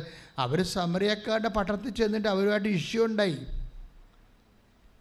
ഉണ്ടായെന്ന് വെച്ച് കഴിഞ്ഞാൽ, നമ്മൾക്ക് പറയുന്നതിന് അവതരിപ്പിക്കുന്നതിനൊക്കെ രീതികളുണ്ടല്ലോ, അതൊന്നും ഇല്ലാതെ ഇവർ ദാർഢ്യത്തോടെ അവതരിപ്പിക്കും. അപ്പോൾ അവർ ചോദിച്ചത്, നിങ്ങൾ എങ്ങോട്ടാണ് പോണത്? അപ്പോൾ അവർ പറയും, ഞങ്ങൾ ജെറുസലേമിലേക്ക് പോവുകയാണ്. എന്താ പിടിച്ചില്ലേ എന്ന് ചോദിക്കും. ആ രീതിയിലാണ് ഇവർ സംസാരിക്കുന്നത്. അപ്പോഴേ സമരക്കാർക്ക് അവിടെ കൂറലായി. അവർ പറഞ്ഞ്, ജെറുസലേമിലേക്കല്ല, ഈ ഇന്ദ്രനായാലും ശരി ഇവിടെ കൂടി പോണ പ്രശ്നമില്ലെന്ന് പറഞ്ഞു. ഇതൊക്കെ കൈയും കാര്യം വിട്ടുവെന്ന് പറഞ്ഞു. അതോടുകൂടി ഇവരുടെ യഥാർത്ഥ സ്പിരിറ്റ് പുറത്തു വന്ന് ഇവർ മിണ്ടാതെ വന്നിട്ട് ഈശോൻ്റെ അടുത്ത് പറയണ വർത്തമാനമുണ്ട്. എന്താ പറയണത്? അവർ ഈശോയോട് പറയണത്, ആകാശത്തുനിന്ന് ഇടുത്തി വന്ന് അവരെ നശിപ്പിക്കാൻ ഞങ്ങൾ കൽപ്പിക്കട്ടെ, ഞങ്ങൾക്ക് അതിൻ്റെ അധികാരം തരാൻ. അപ്പോൾ സാഹചര്യം മാറിയപ്പോഴേ ഇവിടെ ഈശോയുടെ സ്പിരിറ്റൊന്നുമില്ല. ക്ഷമ, ദയ, നന്മ, വിശ്വസ്തത, സ്നേഹം, അങ്ങനെയൊക്കെ കുറേ കാര്യങ്ങൾ പഠിപ്പിച്ചൊക്കെ ശരിയാണ്. പക്ഷേ വേദപാഠം ഇവിടെ ഏറ്റില്ല. കരിവന്മാരുടെ ഉള്ളിലിരിക്കണ വേറെ അരൂപിയാണ്. നിങ്ങൾ എന്ത് ഉടമ്പടി എടുത്താലും ആ പഴയ അരൂപിയാണ് ഇരിക്കണമെന്നുണ്ടെങ്കിൽ പണി മേടിച്ച് പോകാനുള്ള സാധ്യതയുണ്ട് ആലപ്പുഴയെന്ന്. വല്ല കഥയുണ്ടാ? അപ്പോൾ സൂക്ഷിച്ച് കൈകാര്യം ചെയ്യേണ്ട വിഷയമാണ്. നിങ്ങൾ ഉടമ്പടി എടുത്താലും വല്ലതൊക്കെ എഴുതിയിടുകയില്ല. ചില ആൾക്കാർ ഇവിടെ എഴുതുകയില്ല, അമ്മ പ്രസവിക്കണം, ആട് പ്രസവിക്കണം, ഞാൻ കളിയാക്കുമല്ല, ചുമ്മാ ഈ പെട്ടി കാണുമ്പോൾ എഴുതിയിട്ടേച്ചും പോവും.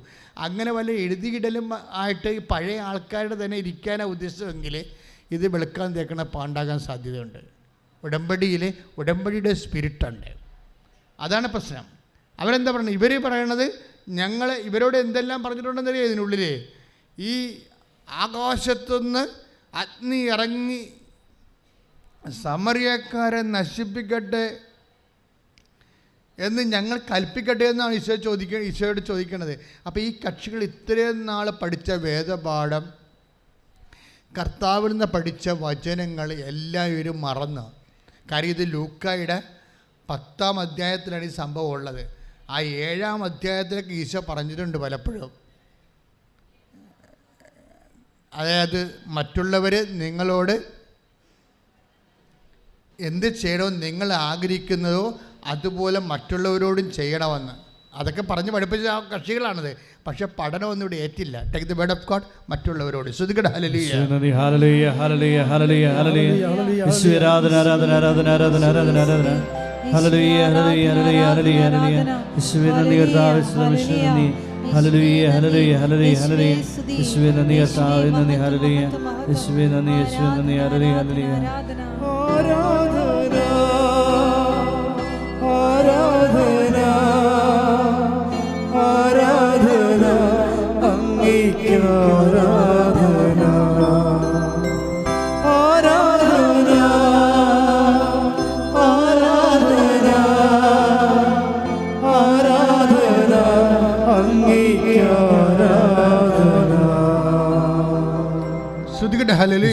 ഹല്ലേലൂയ ഹല്ലേലൂയ ഹല്ലേലൂയ ഹല്ലേലൂയ യേശുവേ ആരാധന ആരാധന ആരാധന ഹല്ലേലൂയ ഹല്ലേലൂയ ഹല്ലേലൂയ ഹല്ലേലൂയ ഹല്ലേലൂയ ഹല്ലേലൂയ യേശുവേ സ്തുതി ഹല്ലേലൂയ യേശുവേ ഹല്ലേലൂയ ഹല്ലേലൂയ ആരാധന ആരാധന ആരാധന അങ്ങേക്ക് ആരാധന ആരാധന ആരാധന ആരാധന അങ്ങേക്ക് ആരാധന. ലൂക്ക 6:31. ലുക്ക 6:31. മറ്റുള്ളവർ നിങ്ങളോട് എങ്ങനെ പെരുമാറണമെന്ന് നിങ്ങൾ ആഗ്രഹിക്കുന്നുവോ അങ്ങനെ തന്നെ നിങ്ങൾ അവരോടും പെരുമാറുവിൻ. മറ്റുള്ളവർ നിങ്ങളോട് എങ്ങനെ പെരുമാറണം നിങ്ങൾ ആഗ്രഹിക്കുന്നുവോ അതുപോലെ തന്നെ നിങ്ങൾ അവരോട് പെരുമാറും. ഇത് ലുക്ക 6:31 ഈ സമറിയക്കാരൻ ഇടുത്തി വീട്ടെന്ന് പറയണത് 9:54 ലൂക്ക 9:54. ഇത് കണ്ടപ്പോൾ ശിഷ്യന്മാരായ യാക്കോബും യോഹന്നാനും പറഞ്ഞു, കർത്താവെ, സ്വർഗത്തിൽ നിന്ന് അഗ്നി ഇറങ്ങി ഇവരെ നശിപ്പിക്കട്ടെ എന്ന് ഞങ്ങൾ പറയട്ടെയോ? സംഭവം മനസ്സിലായില്ലേ?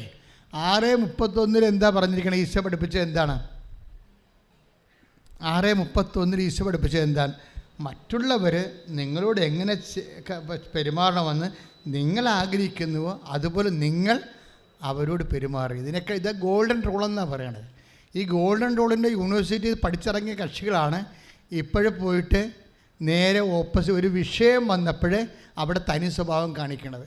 നിങ്ങൾ എന്ത് പഠിച്ചാലും വിഷയം വരുമ്പോൾ തനി സ്വഭാവം കാണിക്കുമെന്ന് ദൈവത്തിന് അറിയാമെങ്കിൽ ഉടമ്പടി വർക്ക് ചെയ്യത്തില്ല.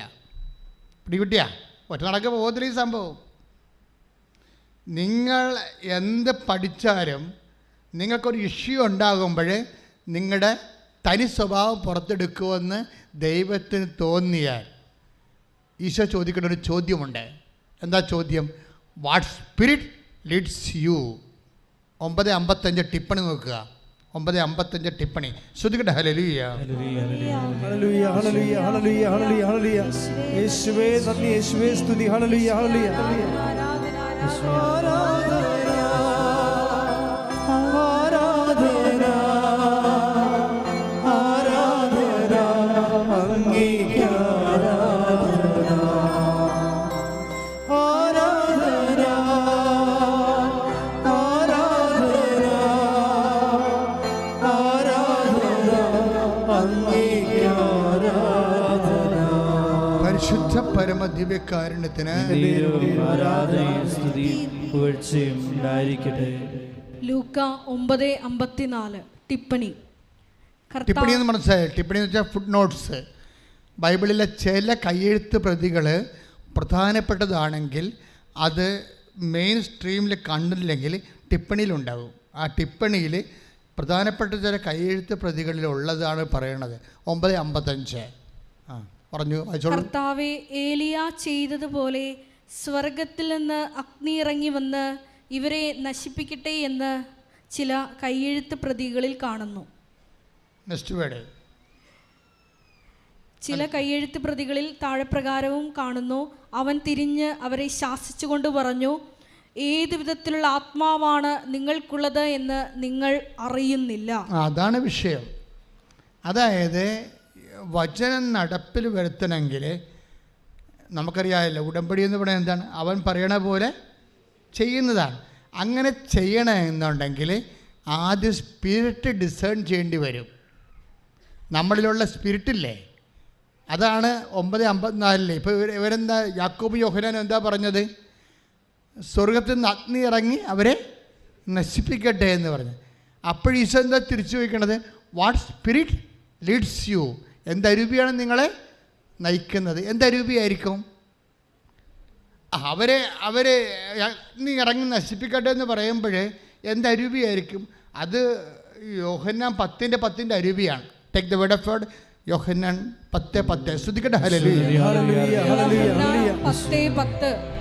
മോഷ്ടിക്കാനും കൊല്ലാനും നശിപ്പിക്കാനുമാണ് കള്ളൻ വരുന്നത്. മനസ്സിലായില്ലേ? ഇപ്പം മനസ്സിലായില്ലേ അത് അരൂപിയാണെന്ന്? അവരെ തീയും ഗന്ധകവും വീണ് നശിപ്പിക്കാൻ വേണ്ടി പറയുന്ന അരൂപി എന്താണ്? യോഹന്നാൻ 10:10 അരൂപിയാണ്. എന്താണത്? മോഷ്ടിക്കാനും കൊല്ലാനും നശിപ്പിക്കാനുമാണ് കള്ളം വരുന്നത്. നശിപ്പിക്കുന്ന അരൂപി എന്താണ്? ദുഷ്ടാരൂപിയാണ്. മനസ്സിലായില്ലേ? അപ്പോസ്തലന്മാർ വന്നത് കഥയൊന്നുമില്ല, ദുഷ്ടാരൂപിയാണ് നയിക്കണത്. സഭയിലെ പല പ്രശ്നങ്ങളും നമ്മൾ ഇന്ന് സ്കാൻ ചെയ്ത് നോക്കുകയാണെങ്കിൽ നമുക്ക് ഈ ദുഷ്ടാരൂപിയെ കാണാൻ പറ്റൂ. അപ്പോൾ എന്താ പ്രോബ്ലം എന്ന് വെച്ച് കഴിഞ്ഞാൽ, ഇവരോട് എന്താ പറയണമെന്ന് വെച്ച് കഴിഞ്ഞാൽ, ദുഷ്ടാരൂപിയാണ് നിങ്ങളെ നയിക്കണമെന്ന് ഈശോ പറയത്തില്ല. ഈശോ അതായത് ഭയങ്കര ടീച്ചറാണ്, ആത്മാവിൽ നിറഞ്ഞ ടീച്ചറാണ്, ആരെയും ബ്രാൻഡ് ചെയ്യത്തില്ല.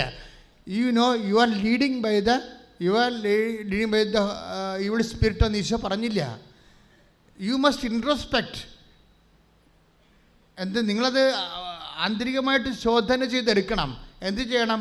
വാട്ട് സ്പിരിറ്റ് ലീഡ്സ് യു, എന്ത് അരൂപിയാണ് നിങ്ങളെ നയിക്കണമെന്ന്. ഇത് ഓരോരുത്തരുടെ ചുമതലയാണ്, വേറെ ആരും പറയേണ്ട ചുമതലയല്ല. നിങ്ങൾ ഓരോ പ്രവർത്തനങ്ങളിൽ നിന്ന് ഓരോ വ്യക്തിയും കണ്ടെടുക്കണം.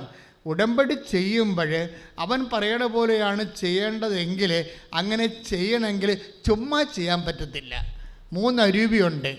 ഏതരൂപിയാണ്? ദുഷ്ടാരൂപി, ലോകാരൂപി, ദൈവാരൂപി. പിടികിട്ടിയ? ക്ലിയർ അല്ലേ? അപ്പോൾ നിങ്ങൾ അവൻ പറയണ പോലെ ചെയ്യാനനുസരിച്ചിട്ട് ചില ആൾക്കാർക്ക് ചെയ്യാൻ പറ്റണില്ലല്ലോ, രോഗികളെ കാണാൻ പറ്റണില്ലല്ലോ, ചില ആൾക്കാർ രോഗികളെ കുളിപ്പിക്കാൻ പറ്റണില്ലല്ലോ, ചിലർക്ക് ഭക്ഷണം കൊടുക്കാൻ പറ്റണില്ലല്ലോ, ചിലർക്ക് പത്രം പോലും കൊടുക്കാൻ പറ്റണില്ലല്ലോ. You are guided by the evil spirit. മനസ്സിലായില്ലേ? എന്നുവെച്ചാൽ അഹങ്കാരത്തിൻ്റെയും അതുപോലെ ഒരു മനുഷ്യരുടെ പേടിയുടെ അരൂപിയാണ് നിങ്ങൾ നയിക്കപ്പെടുന്നു. You are not liable to take covenant. നിങ്ങൾ ഉടമ്പെടുക്കാൻ ബാധ്യതയല്ല, യോഗ്യതയുമില്ല. You must understand by no means. ശ്രദ്ധിക്കട്ടെ. ഹല്ലേലൂയ, ഹല്ലേലൂയ, ഹല്ലേലൂയ, ഹല്ലേലൂയ, ഹല്ലേലൂയ. യേശുവേ നന്ദി കർത്താവേ, ആരാധന, ആരാധന. ദുഷ്ടാരൂപിയെയും ലോകാരൂപിയെയും തരണം ചെയ്ത് പരിശുദ്ധാരൂപിയാൽ ഞങ്ങളെ നയിക്കപ്പെടുവാൻ കൃപയാകണമേ എന്ന് പ്രാർത്ഥിക്കുന്നു.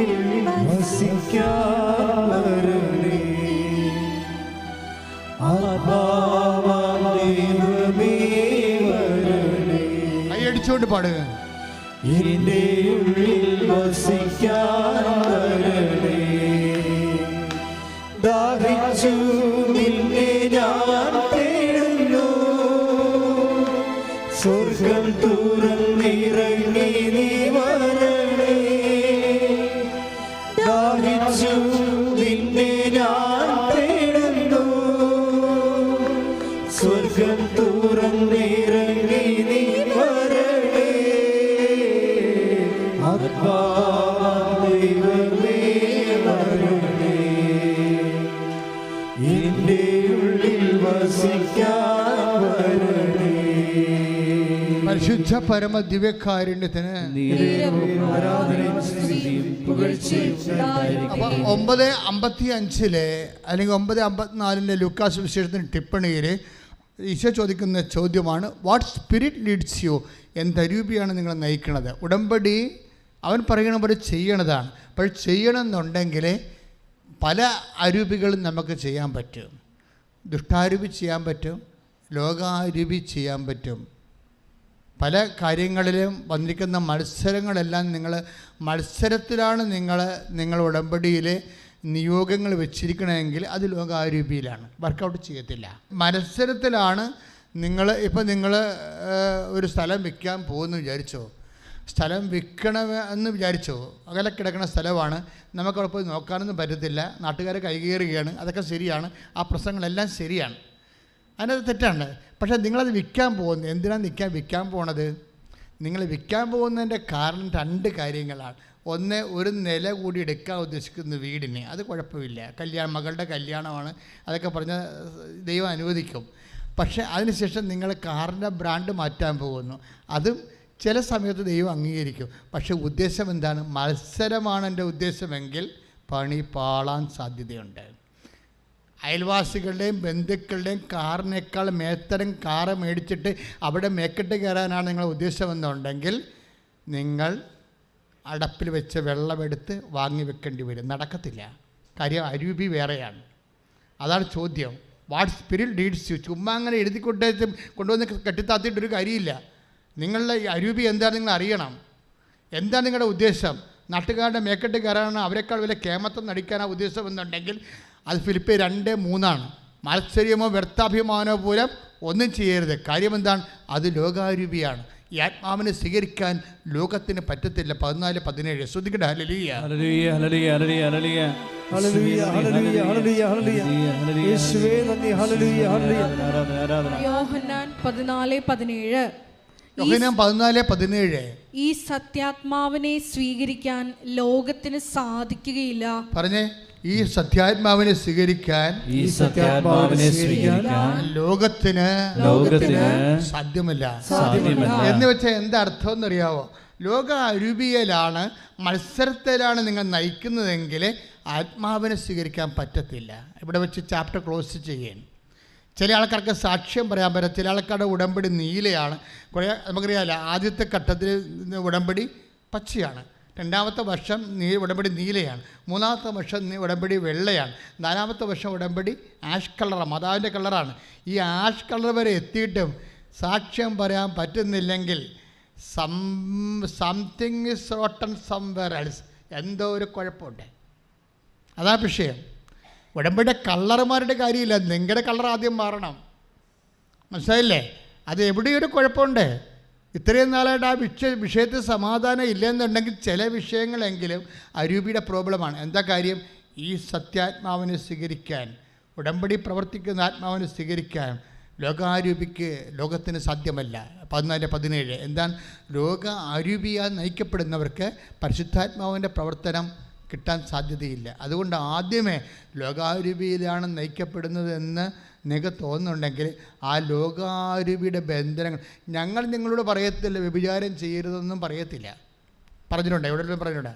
പാപത്തെ ഞങ്ങൾ ഒരിക്കലും കൃപാസന ധ്യാനങ്ങളിൽ പാപത്തെ ഞങ്ങൾ ഗൺ പോയിൻ്റ് കൊണ്ടുവരത്തില്ല. പക്ഷേ ദൈവസ്നേഹത്തെ കൊണ്ടുവരും.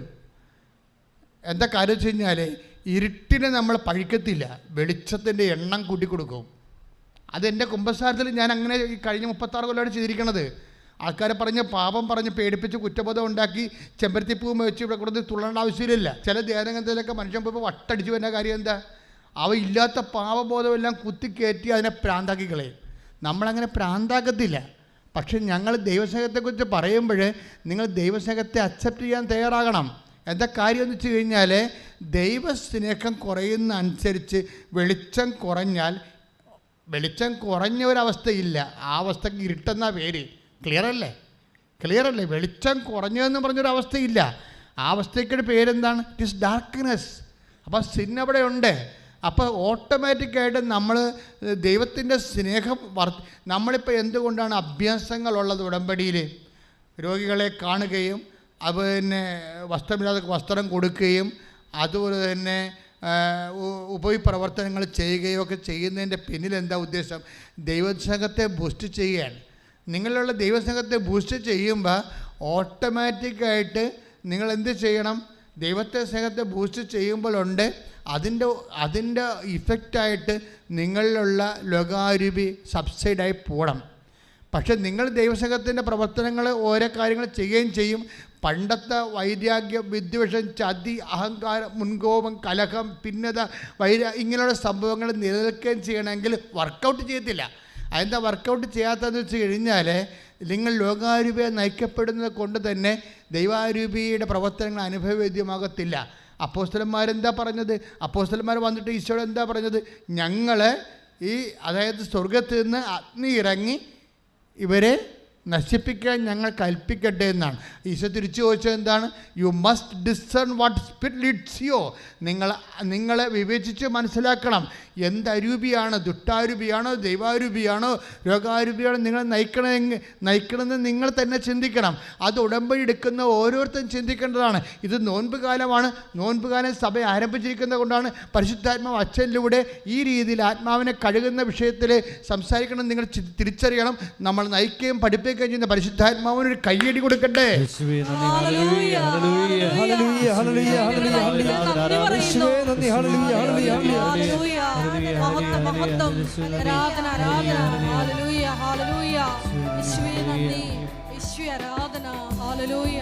ഒരുമിച്ച് പാടുക, കൈയടിച്ച് പാടുക.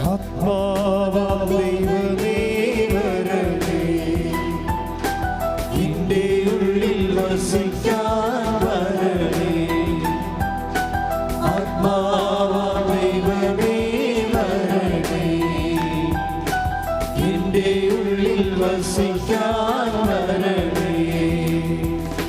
ദാഹിച്ചു നിന്നെ നാം തേടുന്നു, സ്വർഗം തുറന്നിറങ്ങി നീ വരണേ. ദാഹിച്ചു നിന്നെ ഞാൻ തേടുന്നു, സ്വർഗം തുറന്നിറങ്ങി നീ വരണേ. ആത്മാവാം ദൈവമേ വരണേ, എൻ്റെ ഉള്ളിൽ വസിക്കാൻ വരണേ.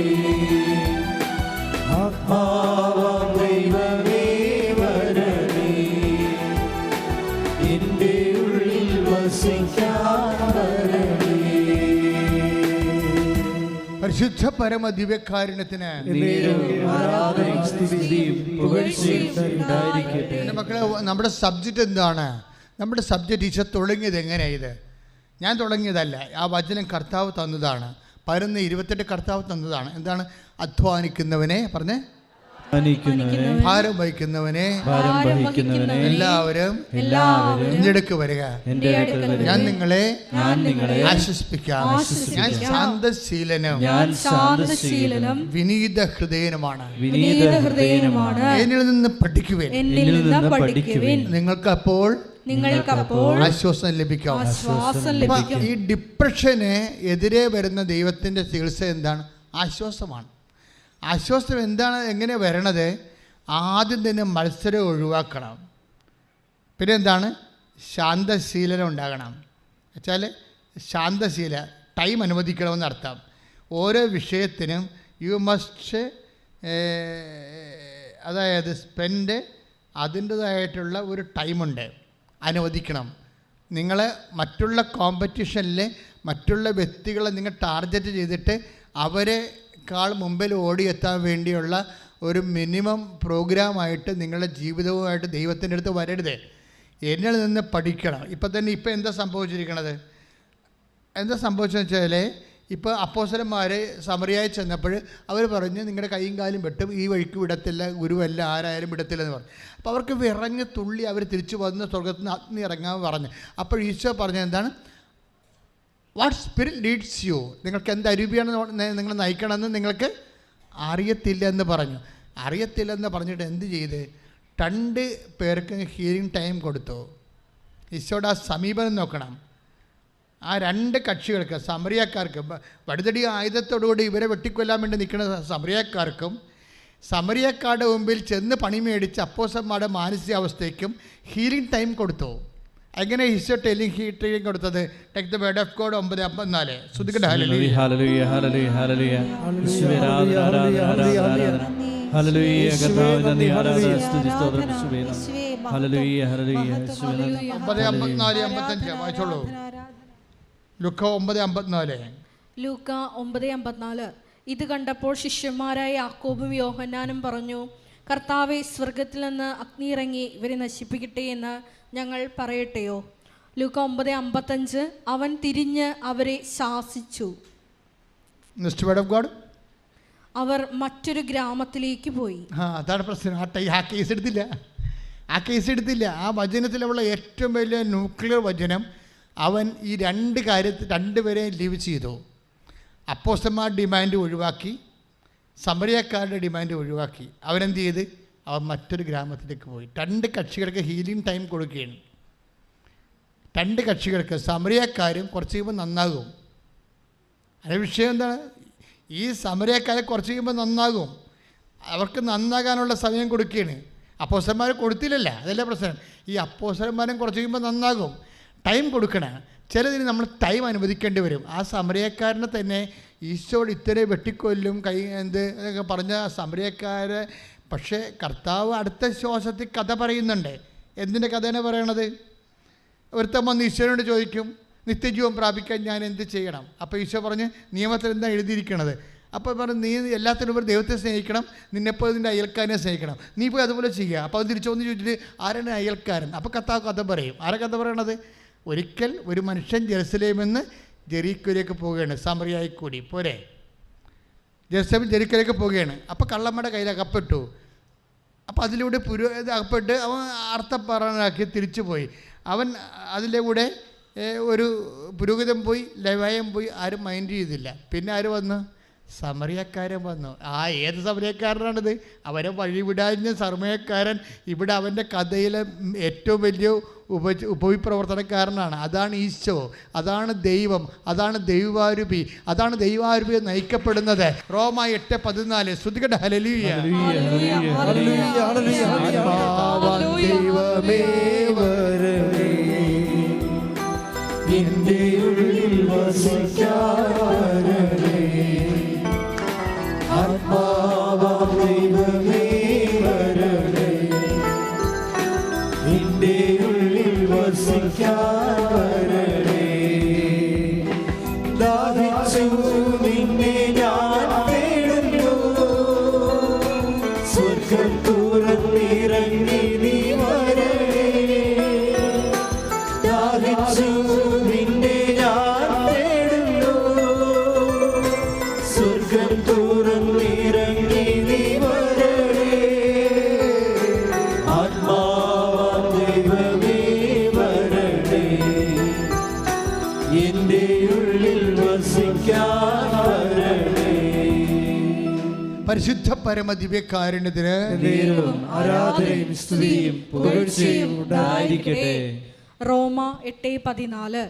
ദൈവാത്മാവിനാൽ നയിക്കപ്പെടുന്നവരെല്ലാം ദൈവത്തിന്റെ പുത്രന്മാരാണ് എന്ന് പറഞ്ഞ്, ദൈവാത്മാവിനാൽ നയിക്കപ്പെടുന്നവരെല്ലാം ദൈവത്തിന്റെ പുത്രന്മാരാണ്. ഇത് കണ്ടില്ലേ? തന്നെ അഴിവിടത്തില്ല, തൻ്റെ അപ്പോസ്തലന്മാരുടെ കൈയും കാലും വെട്ടുവെന്നും സമറിയക്കാരനെ ഈ ലോകത്ത് ഏറ്റവും പരസ്നേഹത്തിൻ്റെ ഒരു വക്താക്കളായിട്ട് ഈശോ അടുത്ത ശ്വാസത്തിൽ തൻ്റെ കഥയിൽ പ്രതിഷ്ഠിക്കണമെങ്കിൽ അതെന്താണ്? ദൈവാത്മാവിനാൽ നയിക്കപ്പെടുകയാണ്. ഇതുപോലെ തന്നെയാണ് ഈശോയുടെ വചനം കേൾക്കുന്ന ഓരോ മക്കളും സ്പർദ്ധയിൽ, വൈരാഗ്യത്തിൽ, മത്സരത്തിൽ, ആക്രമണങ്ങളിലെല്ലാം ദൈവാത്മാവിനാൽ ലോകാരൂപി ശക്തപ്പെടുമ്പോഴേ, ദുഷ്ടാരൂപി ശക്തപ്പെടുമ്പോഴേ നീയും ദുഷ്ടാരൂപിയുടെ വേഷം കെട്ടാതെ മറിച്ച് ദൈവാരൂപിയുടെ വേഷം കെട്ടാൻ വേണ്ടി, ദൈവാരൂപിയെ നയിക്കപ്പെടാൻ വേണ്ടി അതിശക്തമായി ഇടിനാദം പോലെ ശ്രദ്ധിക്കട്ടെ.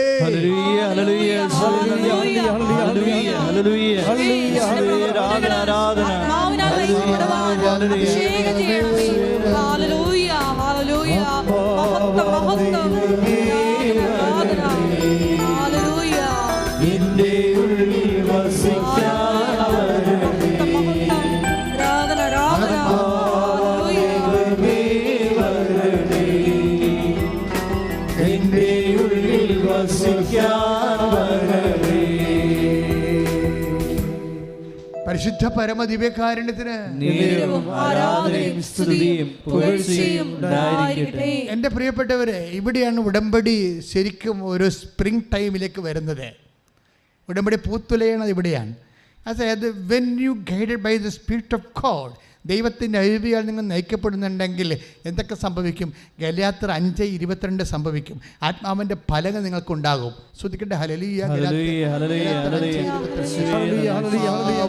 ദൈവമേ വരണേ, എന്റെ ഉള്ളിൽ വസിക്കാൻ വരണേ. ആത്മാവാം ദൈവമേ വരണേ, എന്റെ ഉള്ളിൽ വസിക്കാൻ വരണേ. പരിശുദ്ധ പരമദിവ്യകാരുണ്യത്തിന് ആരാധനയും സ്തുതിയും പുകഴ്ചയും ഉണ്ടായിരിക്കട്ടെ. ഗലാത്യ 5:22-23.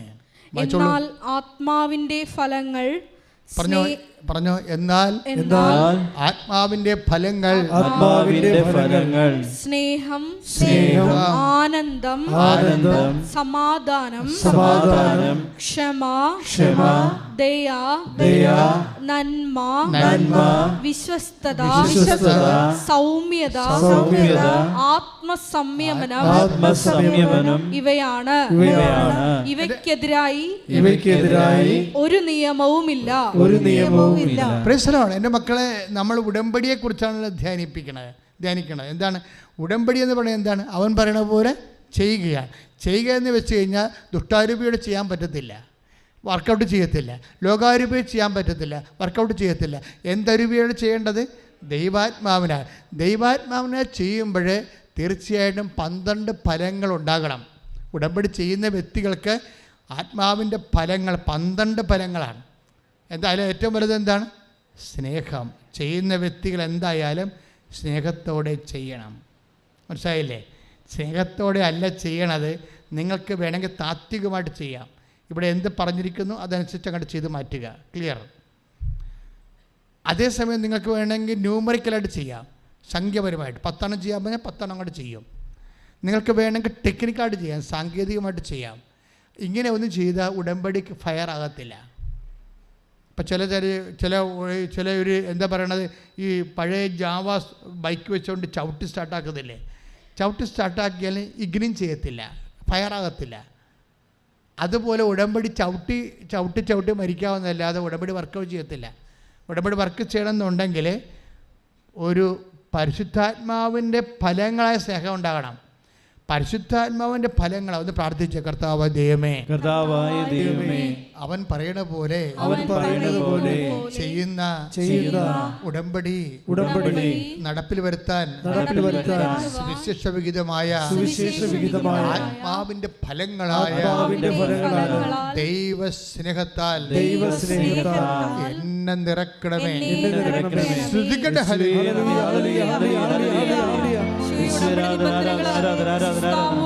ദൈവസ്നേഹം നിറഞ്ഞു ചെയ്യുവാൻ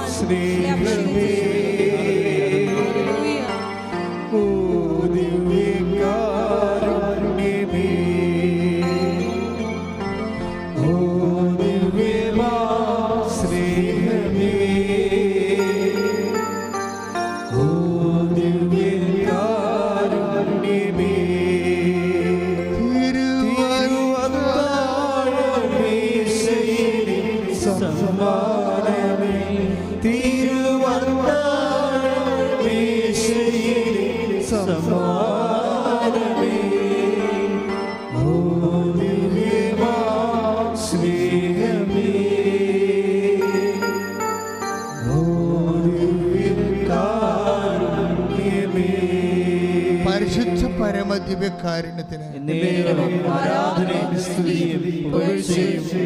പരിശുദ്ധ പരമദിവ്യകാരുണ്യത്തിന് എൻ്റെ പ്രിയപ്പെട്ടവർ, നമ്മളെപ്പോഴും വന്നത് ആത്മാവിനാൽ. റോമ 8:14 അനുസരിച്ച് ദൈവാത്മാവ് നയിക്കപ്പെടുന്നവർ ദൈവത്തിൻ്റെ മക്കളാണെന്ന് പറഞ്ഞു.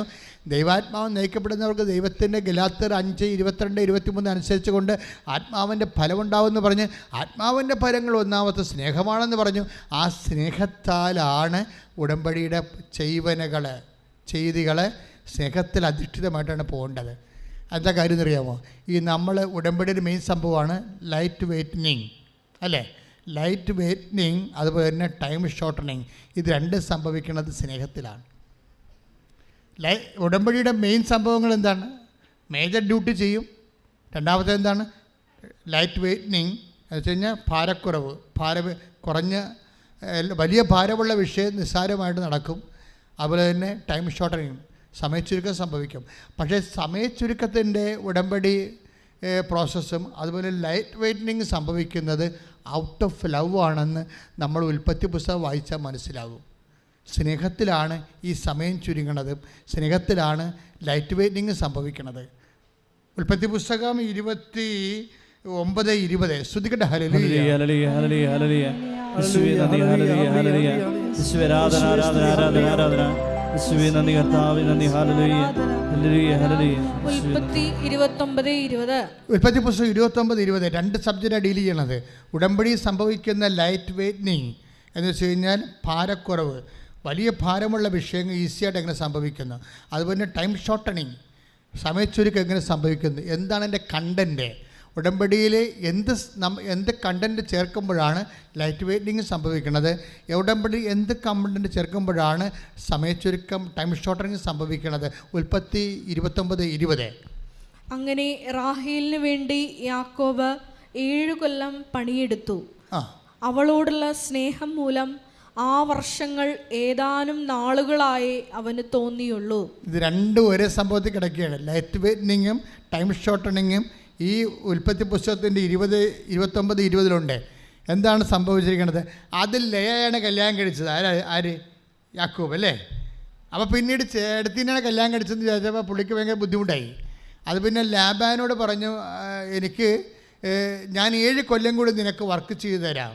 എനിക്ക് അന്നത്തെ കാലത്ത് നടപ്പാണ് കേട്ടോ. ഇന്നിപ്പോൾ ചെടുത്തി കിട്ടിയ ആൾക്കാർ പോയി അനിയത്തെ പോയി കിട്ടാമെന്ന് നോക്കരുതേ.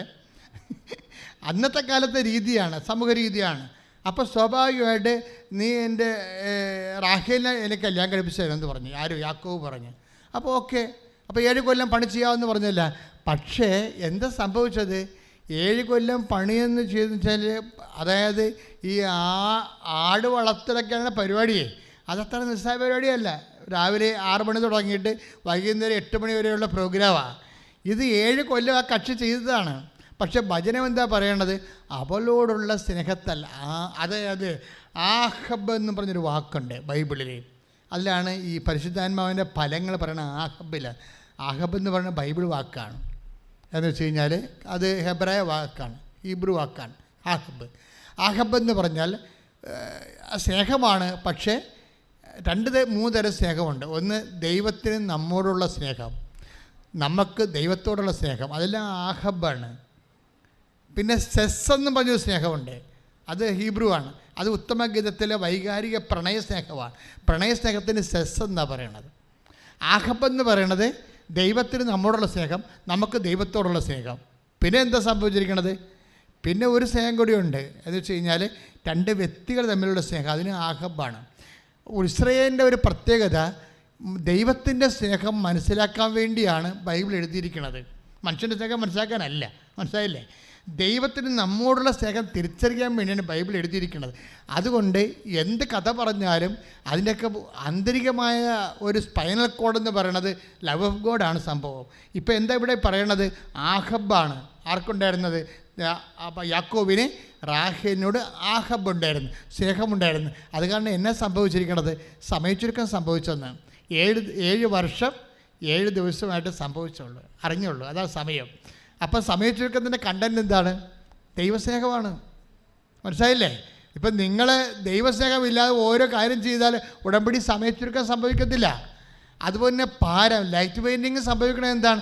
7 വർഷത്തെ കഠിനാധ്വാനമാണ് ആ മനുഷ്യന് ചുമ്മാ ഒരു പേപ്പർ വെയിറ്റ് പോലെ തോന്നിയത്. സിമ്പിളായിട്ട് തോന്നി.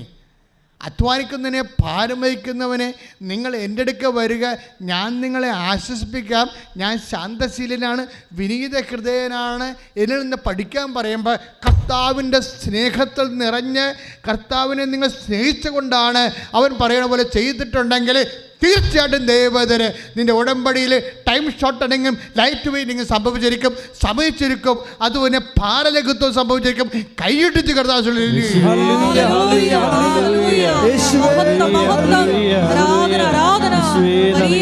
വെളിപാടുകൾക്ക് ഞങ്ങളുടെ ജീവിതം പുനഃക്രമീകരിക്കുവാൻ അഭിഷേകം ചെയ്യണമേ.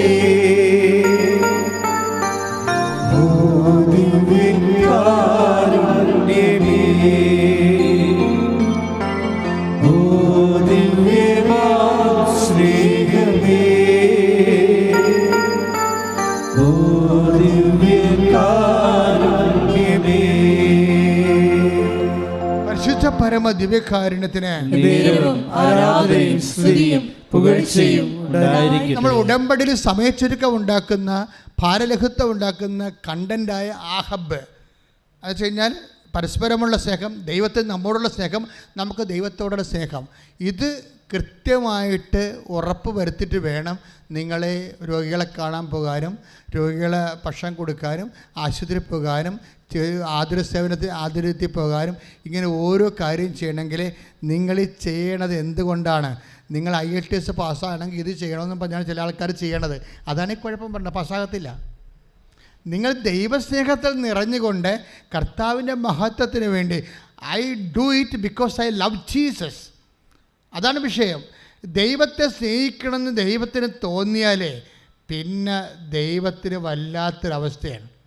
അതായത് ദൈവത്തെ നമ്മൾ സ്നേഹിക്കണമെന്ന് പണ്ട് റൂത്തില്ലേ ബൈബിളിൽ, റൂത്ത് എന്താണ് മഹ്ലോൻ മരിച്ചു കഴിഞ്ഞപ്പോൾ റൂത്ത് എന്താണ് നവോമിയോട് പറഞ്ഞത്? റൂത്ത് എന്ന് പറഞ്ഞാൽ എന്താണ്? പഴയ നിയമത്തിലെ ഒരു കഥാപാത്രം, മോവാബുകാരത്തിയാണ്, ഇസ്രായേൽക്കാരത്തിയല്ല, അയഹൂദനാണ്. പക്ഷേ റൂത്ത് എങ്ങനെയാണ് കർത്താവിൻ്റെ കുടുംബത്തിലേക്ക് വന്നത്? ഒറ്റ വർത്തമാനം കൊണ്ട് വന്നതാണ്. റൂത്ത് മോവാബുകാരത്തിയാണ്. മോവാബിൻ്റെ കാര്യം അറിയാമല്ലോ. ലോത്തിൻ്റെ പെമ്മക്കൾ അപ്പനെ പ്രാപിച്ചുണ്ടാക്കിയ ആൾക്കാരാണ് മോവാബുകാർ. നോക്കണം, ഒരു കാലത്ത് ഒരു തലമുറ അവർ പാപമായിരുന്നു, പാപത്തിൽ ജീവിച്ച ആൾക്കാരാണ്. പെമ്മക്കൾ തന്നെ അപ്പനെ വെള്ളം അടുപ്പിച്ചിട്ട് അപ്പനെ പ്രാപിച്ച് ഉണ്ടാക്കിയ മക്കളാണ് മോവാബുകാർ. ഈ മോവാബുകാരുടെ സന്തതിയാണ് റൂത്ത്. ഈ റൂത്ത് പക്ഷേ ഒരു കാലത്ത് അവളുടെ ഭർത്താവ് മഹ്ലോൻ മരിച്ചു കഴിഞ്ഞപ്പോൾ അവൾ നവോമി, മഹ്ലോൻ്റെ അമ്മ നവോമി റൂത്തിനോട് പറഞ്ഞു, മകളെ, നിൻ്റെ ഭർത്താവ് മരിച്ചില്ലേ, ഇനി നിൻ്റെ ചാർച്ചക്കാലിലേക്ക് പോയി രണ്ടാമത് വിവാഹം കഴിച്ചു, നീ സമാധാനം ജീവിക്കാൻ പറഞ്ഞു. അപ്പോൾ റൂത്ത് പറഞ്ഞ്, ഞാൻ പോകത്തില്ല. അതാണ് പ്രശ്നം, ഞാൻ പോകത്തില്ല. എന്താ കാര്യം? എൻ്റെ അമ്മ പോകുന്ന സ്ഥലത്ത് ഞാൻ പോകും, അമ്മ വസിക്കുന്നിടത്ത് ഞാൻ വസിക്കും, അമ്മ തിന്നണ ഭക്ഷണം ഞാൻ തിന്നും, അമ്മ എവിടെയാണ് വർക്ക് ചെയ്യണത് വസിക്കണം അവിടെ വസിക്കും. ഒരു വല്ലാത്ത വർത്തമാനം റൂത്ത് പറഞ്ഞ്, ദൈവം ഒരു കാലത്തും മറക്കാത്തൊരു വർത്തമാനം റൂത്ത് പറഞ്ഞ്, ഇനി മുതൽ അമ്മയുടെ ദൈവം എൻ്റെ ദൈവം. അതാണ് ദൈവസ്നേഹം എന്ന് പറയണത്. അവൾ ഇത്രയും പറഞ്ഞത്, അമ്മ പോകുന്നിടത്ത് ഞാൻ വരും, അമ്മ വസിക്കുന്നിടത്ത് ഞാൻ രണ്ടാമത് കല്യാണം കഴിക്കാനോ എൻ്റെ നാട്ടിൽ പോകാനോ എന്നോട് പറയരുത്. എനിക്ക് നിങ്ങളാണ് അമ്മ. അമ്മ എവിടെ പോകുന്നു അവിടെ ഞാൻ വരും, ഞാൻ താമസിക്കും. അമ്മയുടെ ദൈവം എൻ്റെ ദൈവം, അമ്മയുടെ ബന്ധുക്കൾ എൻ്റെ ബന്ധുക്കൾ. അതിൽ ഒരു സാധനം, ഒരു കണ്ടൻ്റ് ഉണ്ട് ദൈവസ്നേഹത്തിൻ്റെ. We are speaking about the fruits of the love of God. ഒരു ദൈവസ്നേഹത്തിൻ്റെ ഫലങ്ങൾ, ആത്മാവിൻ്റെ ഫലങ്ങളെക്കുറിച്ചാണ് വി ആർ ടോക്കിംഗ്. അപ്പോൾ നമ്മൾ സംസാരിക്കുമ്പോൾ റൂത്തിൻ്റെ വർത്തമാനം കേട്ട ഒരു ചെവിയുണ്ട്, ഒരു ആനച്ചെവിയും വെച്ചുകൊണ്ട് ഒരു ദൈവം ഈ വാക്ക് കേൾക്കാനിരിപ്പുണ്ട്, നമ്മുടെ വിശ്വാസത്തിൻ്റെ പകർച്ച കേൾക്കാനിരിക്കുന്നുണ്ട്. അവനത് കേട്ടു. എന്താണ് റൂത്ത് പറഞ്ഞത്? അമ്മയുടെ ദൈവം എൻ്റെ ദൈവം. ആ ദൈവം പിന്നെ എന്താ ചെയ്തതെന്നറിയാവോ? റൂത്ത് നവോമിയുടെ കൂടെ വന്ന് ബെത്ലഹേമിൽ താമസിക്കും. അപ്പം നവോമി പറയും, മകളെ, നമുക്ക് പട്ടിണിയല്ലേ, ക്ഷാമമല്ലേ നാട്ടിലെ, നീ കൊയ്ത്തുകാരുടെ കൂടെ പോ. നിനക്ക് കൊയ്ത്തൊന്നും അറിയാൻ പാടില്ല, കൊയ്ത്ത് നിന്നെ നിർത്തത്തുമില്ല, പക്ഷെ കാലാപെറുക്കാൻ ചിലപ്പോൾ നിന്നെ അനുവദിക്കും. കാലാപെറുക്കാൻ വെച്ചാൽ കൊയ്ത്തുകാർ കൊയ്ത്ത് പോകുമ്പോൾ അതിൻ്റെ പുറകെ കൊയ്മ വീണ് പോകണ കതിരുകളും പതിരുകളും ഒക്കെ പെറുക്കാൻ ചിലപ്പോൾ. അപ്പോൾ എന്തുമാത്രം പട്ടിണിയാണ് നാട്ടിൽ. ഈ പട്ടിണിക്കാലത്താണ് അവൾ അമ്മയുടെ ദൈവം എൻ്റെ ദൈവം, പട്ടിണിയെങ്കിൽ പട്ടിണി, അമ്മയുടെ ദൈവം എൻ്റെ ദൈവം. നോക്കിയേ, ഒന്നും നേടാൻ വേണ്ടിയല്ല, ദൈവത്തെ സ്നേഹിക്കാൻ വേണ്ടി അമ്മയെ സ്നേഹിച്ച ഒരു വ്യക്തിയുടെ കഥയാണ് ബൈബിൾ. ശ്രദ്ധിക്കട്ടെ.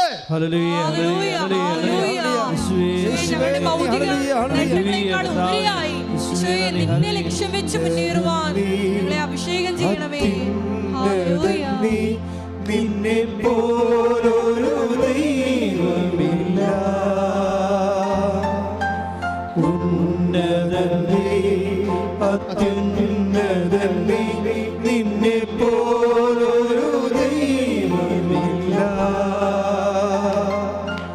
അത്ഭുതവാ അതിശയവാ നീ മാത്രമേ ദൈവമെന്നും. ഉന്നതനേ അത്യുന്നതനേ, നിന്നെ പോലൊരു ദൈവമില്ല. ഉന്നതനേ അത്യുന്നതനേ, നിന്നെ പോലൊരു ദൈവമില്ല. അത്ഭുതവാ അതിശയവാ നീ മാത്രമേ ദൈവമെന്നും. റൂത്ത് 1:16 എടുത്തേ. റൂത്ത് 1:16 ശ്രദ്ധിക്കട്ടെ. ഹല്ലേലൂയ ഹല്ലേലൂയ ഹല്ലേലൂയ ഹല്ലേലൂയ. യേശുവേ നന്ദി, യേശുവേ സ്തുതി. ഹല്ലേലൂയ ഹല്ലേലൂയ ഹല്ലേലൂയ ഹല്ലേലൂയ ഹല്ലേലൂയ. യേശുവേ സ്തുതി. ഹല്ലേലൂയ. റൂത്ത് 1:16. റൂത്ത് 1:16. റൂത്ത് പറഞ്ഞു, റൂത്ത് പറഞ്ഞു, അമ്മയെ ഉപേക്ഷിക്കാനോ കൂടെ പോരാതിരിക്കാനോ എന്നോട് പറയരുത്. അമ്മ പോകുന്നിടത്ത് ഞാനും വരും, വസിക്കുന്നിടത്ത് ഞാനും വസിക്കും. അമ്മയുടെ ചാർച്ചക്കാർ എന്റെ ചാർച്ചക്കാരും അമ്മയുടെ ദൈവം എന്റെ ദൈവവുമായിരിക്കും.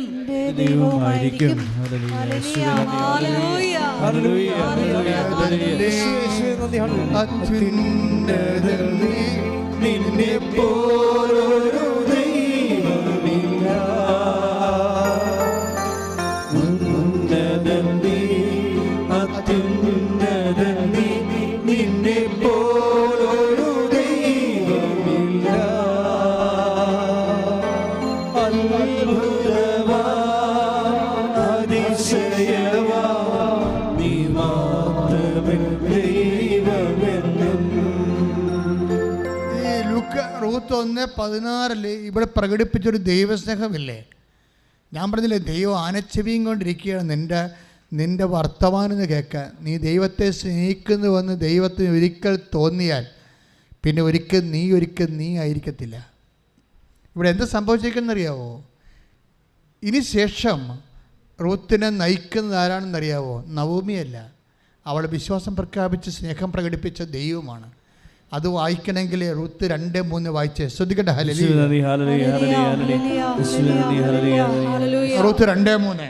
റൂത്ത് 2:3 അവൾ പറഞ്ഞു, പൊയ്ക്കൊള്ളുക. റൂത്ത് വയലിൽ ചെന്ന് കൊയ്ത്തുകാരുടെ പിറകെ കാലാപിറക്കി. എലിമലേക്കിന്റെ കുടുംബത്തിൽപ്പെട്ട ബോവാസിന്റെ വയലിലാണ് അവൾ എത്തിച്ചേർന്നത്. ഇത് നവോമി എത്തിച്ചതല്ല, ഇത് ആരാണെന്നറിയാം? ബോവാസിന്റെ വയലിൽ ഒന്ന് വായിച്ചേ. എലിമലേക്കിന്റെ കുടുംബത്തിൽപ്പെട്ട ബോവാസിന്റെ വയലിലാണ് അവൾ എത്തിച്ചേർന്നത്. എത്തിച്ചേർത്തതാ. അവിടെയാണ് പ്രശ്നം. അത് നവോമിയല്ല. അവളെ സ്നേഹിച്ചൊരു ദൈവമില്ലേ? ആ ദൈവത്തിന് നീ സ്നേഹിക്കണ നിന്റെ ദൈവത്തിനറിയാം നീ എവിടെയാണ് എത്തിച്ചേരേണ്ടതെന്ന്. കൈയടിച്ച് കർത്താൻ വിളിച്ചതിന് സ്വന്തമാക്കിയതിന് നന്ദി പറയുന്നു.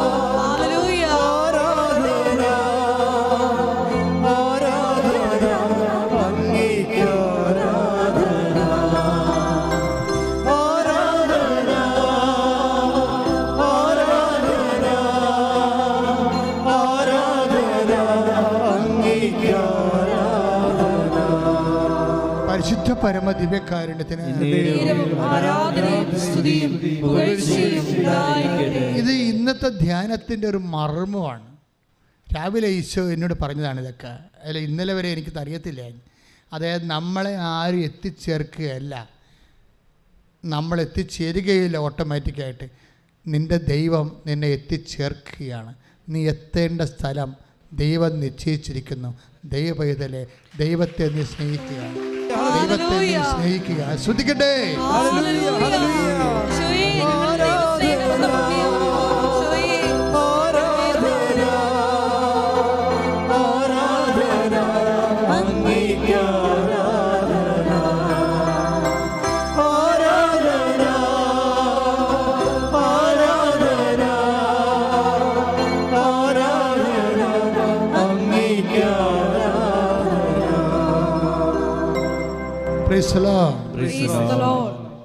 ഇനി കർത്താവിൻ്റെ ഒരു കൈ കൂടി ഇതിൻ്റെ അകത്ത് വരും എന്ന് വെച്ച് കഴിഞ്ഞാൽ, ഈ ബോവാസ് ആരാണെന്ന് നമുക്കറിയാം. എലിമലേക്കിൻ്റെ കുടുംബത്തിൽപ്പെട്ട ആളാണ്.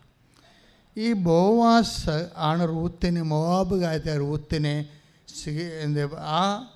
ആ പാടശേഖരത്തിലാണ് ചെല്ലാൻ ദൈവം ഗൈഡ് ചെയ്തത്. എന്നിട്ട് ബോവാസിനെ കുറിച്ച് വന്ന് നവോമിയോട്, അമ്മായിയമ്മയോട് പറഞ്ഞു, ഇന്ന് ബോവാസിൻ്റെ പാടത്തിലാണ് ഞാൻ ചെന്നതെന്ന് പറയും. അപ്പോഴുടനെ നവോമിക്ക് കത്തും. ബോവാസ് നവോമിയുടെ ഒരു അകന്ന ബന്ധുവാണ്. അപ്പോൾ നവോമി പിന്നെ കുറച്ച് കാര്യങ്ങൾ പറയും. കാര്യം നവോമിക്ക് പരിശുദ്ധാത്മാവ് നിറഞ്ഞിട്ട് പറയും. നവോമി റൂത്തിനോട് പറയത്തില്ല, പക്ഷേ നവോമിക്ക് മനസ്സിലാകും ദൈവം എങ്ങോട്ടാണ് ഇവളെ കൊണ്ടുപോകുന്നതെന്ന്.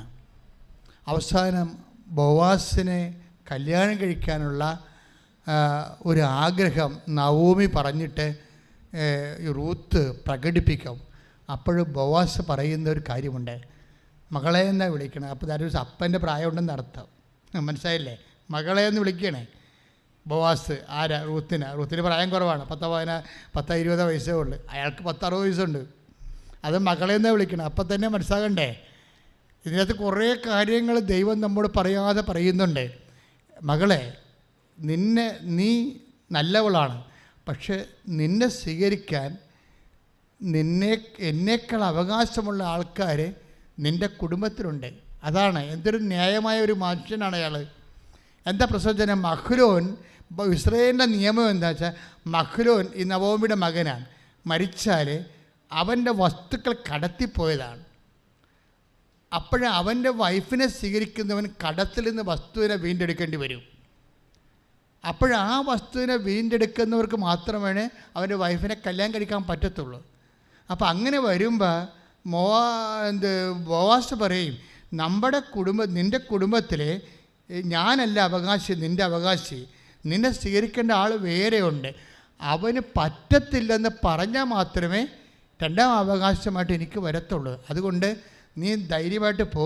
നാളെ പട്ടണത്തിലെ പ്രമാണിമാരെ വിളിച്ചു കൂട്ടിയിട്ട് ഈ ആളെ നിൻ്റെ അവകാശം, നിൻ്റെ മഹ്ലോൻ്റെ സ്ഥാനത്ത് അവൻ്റെ കുടുംബത്തിൻ്റെ വസ്തുവല്ലേ, അത് വീണ്ടെടുക്കേണ്ടതാണ്, നഷ്ടപ്പെടാൻ പാടില്ല.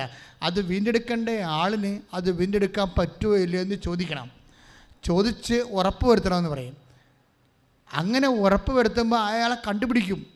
ബോസ് പിറ്റേ ദിവസം കണ്ടുപിടിക്കും. അയാളെ കണ്ടുപിടിക്കുമ്പോൾ അയാൾ പറയും, എനിക്ക് ബാധ്യതയൊക്കെ ഉണ്ട്, തന്നെയല്ല എൻ്റെ കുടുംബത്തിൻ്റെ അവകാശം പോകുന്ന ഒരു പരിപാടിയാണത്, അതുകൊണ്ട് ഞാൻ അതിന് തയ്യാറല്ലെന്ന് പറയും. അങ്ങനെയാണ് ബോവാസ് റൂത്തിനെ കല്യാണം കഴിക്കുകയും മഹ്ലോൻ്റെ വസ്തു പണം കൊടുത്ത് തിരിച്ചെടുക്കുകയും ചെയ്യുന്നത്. പക്ഷേ അതുകൊണ്ട് ആ വിഷയം അവസാനിക്കണില്ല. അമ്മയുടെ ദൈവം എൻ്റെ ദൈവം എന്ന് പറഞ്ഞ ഒറ്റ വാക്ക് കൊണ്ട് തന്നെ പിന്നീട് ദൈവം ഇവളെ അങ്ങ് മകളായിട്ട് അങ്ങോട്ട് ഏറ്റെടുക്കും. ആ ഒരു വാക്ക് നമ്മുടെ നാക്കുകൊണ്ട് എന്ത് പറയുന്നു, അപ്പോഴാണ് ദൈവം ആരാണെന്ന് നമ്മൾ മനസ്സിലാക്കണത്. ബോവാസ് റൂത്തുമായിട്ട് ഭാര്യ ഭർത്താക്കന്മാരുടെ നിലയിൽ അവർ സംയോജിച്ച് കഴിയുമ്പോൾ ബൈബിൾ പറയുന്നൊരു വാക്കുണ്ട്. ശ്രദ്ധിക്കട്ടെ. ഹല്ലേലൂയ.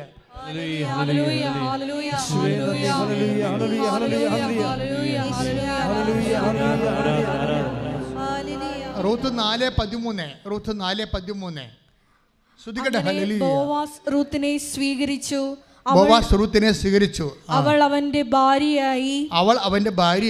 അവൻ അവളെ പ്രാപിച്ചു. കർത്താവിന്റെ അനുഗ്രഹത്താൽ അതാണ് പ്രശ്നം. അവൾ ഗർഭിണിയായി ഒരു പുത്രനെ പ്രസവിച്ചു. ഇവർക്ക് 60 വയസ്സും 60 കൂടെ വയസ്സും ഇവർക്ക് 16 വയസ്സുമാണ്. ഇവിടെ എന്താ പ്രശ്നം? കുട്ടികളുണ്ടാകാൻ സാധ്യതയില്ല. കുട്ടികളുണ്ടാകാൻ സാധ്യതയില്ലെന്നുണ്ടെങ്കിലും അമ്മയുടെ ദൈവം എൻ്റെ ദൈവം എന്ന് പറഞ്ഞില്ലേ, വിശ്വാസം പ്രഖ്യാപിച്ചില്ലേ. അതുകൊണ്ടാണ് റൂത്ത് 4:13 പറയണത്, അവൻ അവളെ പ്രാപിച്ചു. പക്ഷേ അതിൻ്റെ പേരിൽ സ്വാഭാവികമായിട്ടുണ്ടായ ജൈവശാസ്ത്രപ്രകാരമുള്ള ജഡിക സന്തതി അല്ല ജനിച്ചിരിക്കണത്. ആരാ ജനിച്ചിരിക്കണത്? കർത്താവിൻ്റെ അനുഗ്രഹത്താൽ. പറഞ്ഞേ, കർത്താവിന്റെ അനുഗ്രഹത്താൽ അവൾ ഗർഭിണിയായി. കർത്താവിന്റെ അനുഗ്രഹത്താൽ അവൾ ഗർഭിണിയായി ഒരു പുത്രനെ പ്രസവിച്ചു. ഇവിടെ എന്താണ് ഇന്ന് 28-26 വയസ്സുള്ള ആൾക്കാർ എന്തുകൊണ്ടാണ് 26 വയസ്സ് ആയിട്ട് മക്കളില്ല? പിന്നെ എന്താണ് ഉടമ്പടി എടുക്കുമ്പോൾ മക്കളുണ്ടാകണത്? ഇപ്പോൾ കഴിഞ്ഞ ദിവസത്തുള്ള സാക്ഷ്യം എന്താ? ഒറ്റ ലൈറ്റ് ക്യാൻഡിലാണ് 12 കൊല്ലം മക്കൾ കഴിഞ്ഞവർക്ക് ഒറ്റ ലൈറ്റ് ക്യാൻഡിലാണ് എന്താണ് മക്കളുണ്ടാകണത്? അത് വെച്ച് കഴിഞ്ഞാൽ നിങ്ങളുടെ പ്രായമോ, നിങ്ങൾക്ക് ബീജമുണ്ടോ, അണ്ടമുണ്ടോ, അല്ലെങ്കിൽ ഗർഭപാത്രം ചുരുങ്ങിയതാണോ വലുതാണോ, ഇതൊന്നും കർത്താവിന് പ്രശ്നമല്ല. നിങ്ങളുടെ പ്രായം കവിഞ്ഞവരാണ്, നിങ്ങളുടെ രണ്ടുപേരെയും പ്രായം കവിഞ്ഞതാണ്, ഇതൊന്നും വേദപുസ്തകം കാര്യമാക്കുന്നില്ല. കാര്യമാക്കണത് എന്താണ്? കർത്താവിൻ്റെ അനുഗ്രഹം നിങ്ങൾക്കുണ്ടോ? കർത്താവിൻ്റെ അനുഗ്രഹം ഉണ്ടാകണമെങ്കിൽ എന്ത് ചെയ്യണം? ദൈവത്തെ സ്നേഹിക്കണം. അമ്മയുടെ ദൈവം എൻ്റെ ദൈവം എന്ന് പറഞ്ഞ ഒരു മനസ്സില്ലേ, അതാണ് നിങ്ങളുടെ ദൈവത്തിൻ്റെ അനുഗ്രഹത്തിൻ്റെ അടിസ്ഥാനം. ശ്രദ്ധിക്കട്ടെ. ഹല്ലേലൂയ.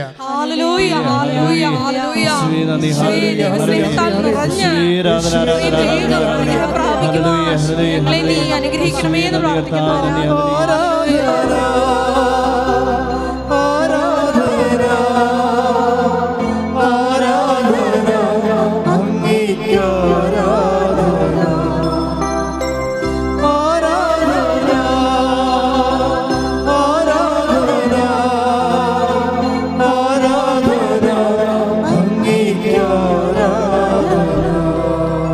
പരിശുദ്ധ പരമദിവ്യകാരുണ്യത്തിന് എന്നേരവും ആരാധനയും സ്തുതിയും പുകഴ്ചയും ഉണ്ടായിരിക്കട്ടെ.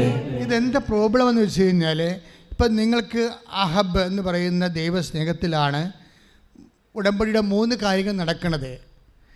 അഹബിന് ബോവാസിന് വയസ്സെത്രയാണ്?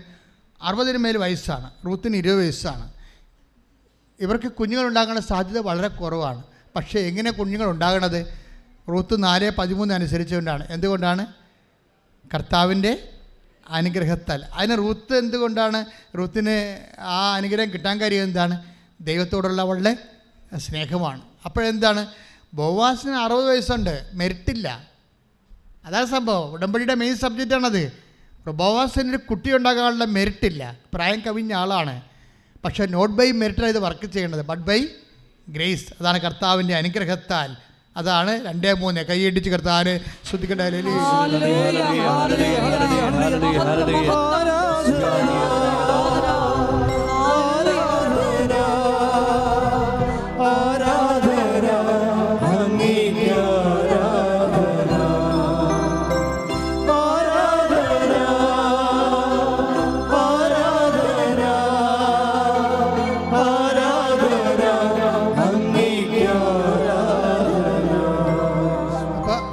ഉടമ്പടി ഒന്നാമതായിട്ട് വർക്ക് ചെയ്യണത് ഗലാത്യർ 5:22 അനുസരിച്ചുള്ള ആഹബ് അനുസരിച്ചാണ്.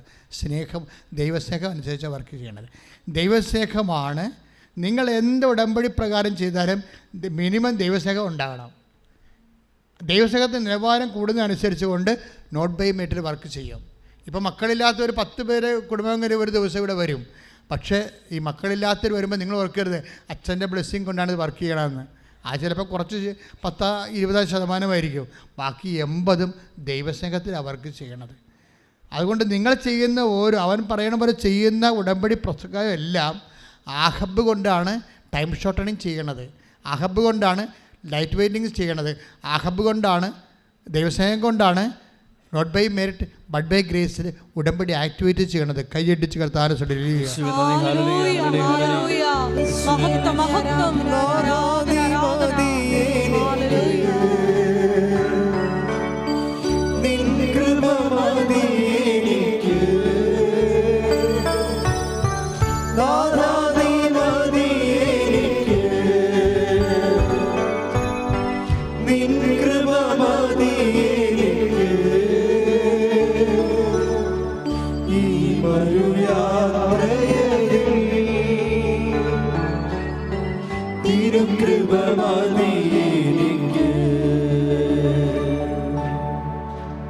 എല്ലാവരും എഴുന്നേൽക്കുക.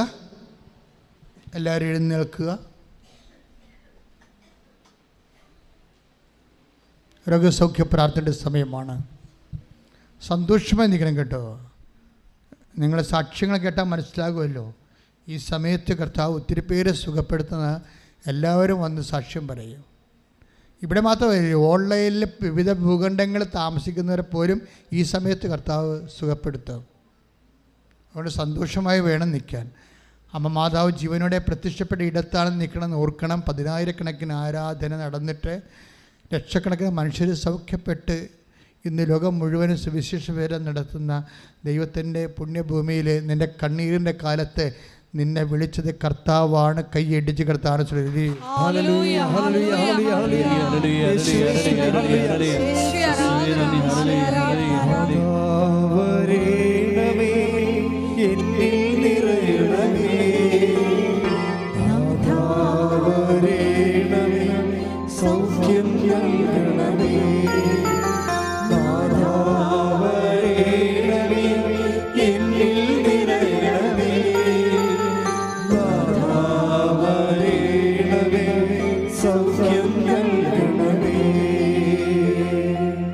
എൻ്റെ പ്രിയപ്പെട്ടവരെ, ഉദരവേദന ഉള്ളവരെ സന്തോഷത്തോടെ ഉദരത്ത് കൈവെക്കുക. നിങ്ങൾ ഇന്ന് കാണുന്ന ഈജിപ്ഷ്യക്കാരെ നാളെ നിങ്ങൾ കാണത്തില്ലെന്ന് പറയുന്നത് പോലെ തന്നെയാണ് നിങ്ങൾ ഇന്ന് അനുഭവിക്കുന്ന രോഗവും വേദനയും നാളെ നിങ്ങളുടെ ചരിത്രം ഉണ്ടാകത്തില്ല. അതുകൊണ്ട് തന്നെ ഉദരവേദന ഉള്ളവരെ, അവരിന് ബ്ലീഡിംഗ് ഉള്ളവരെ അടിവയറ്റി കൈവെക്കണം. RSS ഉള്ളവരും അടിവയറ്റി കൈവെക്കണം. PCOD, അതുപോലെ തന്നെ പിസ്തുല രോഗികൾ എല്ലാവരും, നടുവേദനക്കാർ, കിഡ്നി രോഗികളും നടുവിൽ കൈവച്ച് പ്രാർത്ഥിക്കണം. അച്ഛൻ പ്രാർത്ഥിക്കുമ്പോൾ അറിയാവുന്നൊരു വിശ്വാസ പ്രവണം ചെല്ലണം, അല്ലാത്തൊരു സ്തുതിക്കണം. സ്തുതിക്കട്ടെ. ഹല്ലേലൂയ. കർത്താവായ യേശുമിശിഹായേ, നിന്റെ വിശുദ്ധ പൗരോഹിത്യത്തെ മഹത്വപ്പെടുത്തണമെന്ന് പ്രാർത്ഥിക്കുന്നു. സഭയിലുള്ള സാന്നിധ്യം പ്രകടമാക്കണമേ. 36 വർഷം ഞാൻ അർപ്പിച്ച കൃപാനയുടെ യോഗ്യതയാണ്. കൃപാസനം അൾത്താറെ ജീവനോടെ പ്രത്യക്ഷപ്പെട്ട മാതാവിൻ്റെ മാധ്യസ്ഥത്തിലെ പിതാവിൻ്റെയും പുത്രൻ്റെയും പരിശുദ്ധാത്മ നാമത്തിൽ കൽപ്പിക്കുന്നു. മാരക രോഗങ്ങൾ, തീരാവ്യാധികൾ യേശുനാമത്തിൽ സൗഖ്യം പ്രാപിക്കട്ടെ. ശ്രുതിക്കട്ടെ.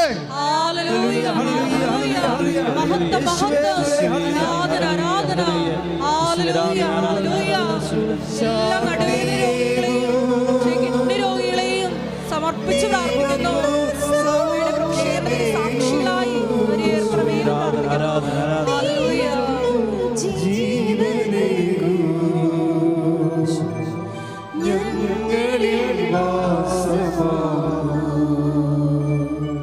മക്കളെ, ദൈവത്തെ സ്നേഹിക്കുക എന്നായിരുന്നു ഇന്ന് മുഴുവനും ആത്മാവ് പറഞ്ഞുകൊണ്ടിരുന്നത്. എൻ്റെ മക്കൾ ദൈവത്തെ സ്നേഹിക്കണമെന്ന് ഉറപ്പ് വരുത്തണം.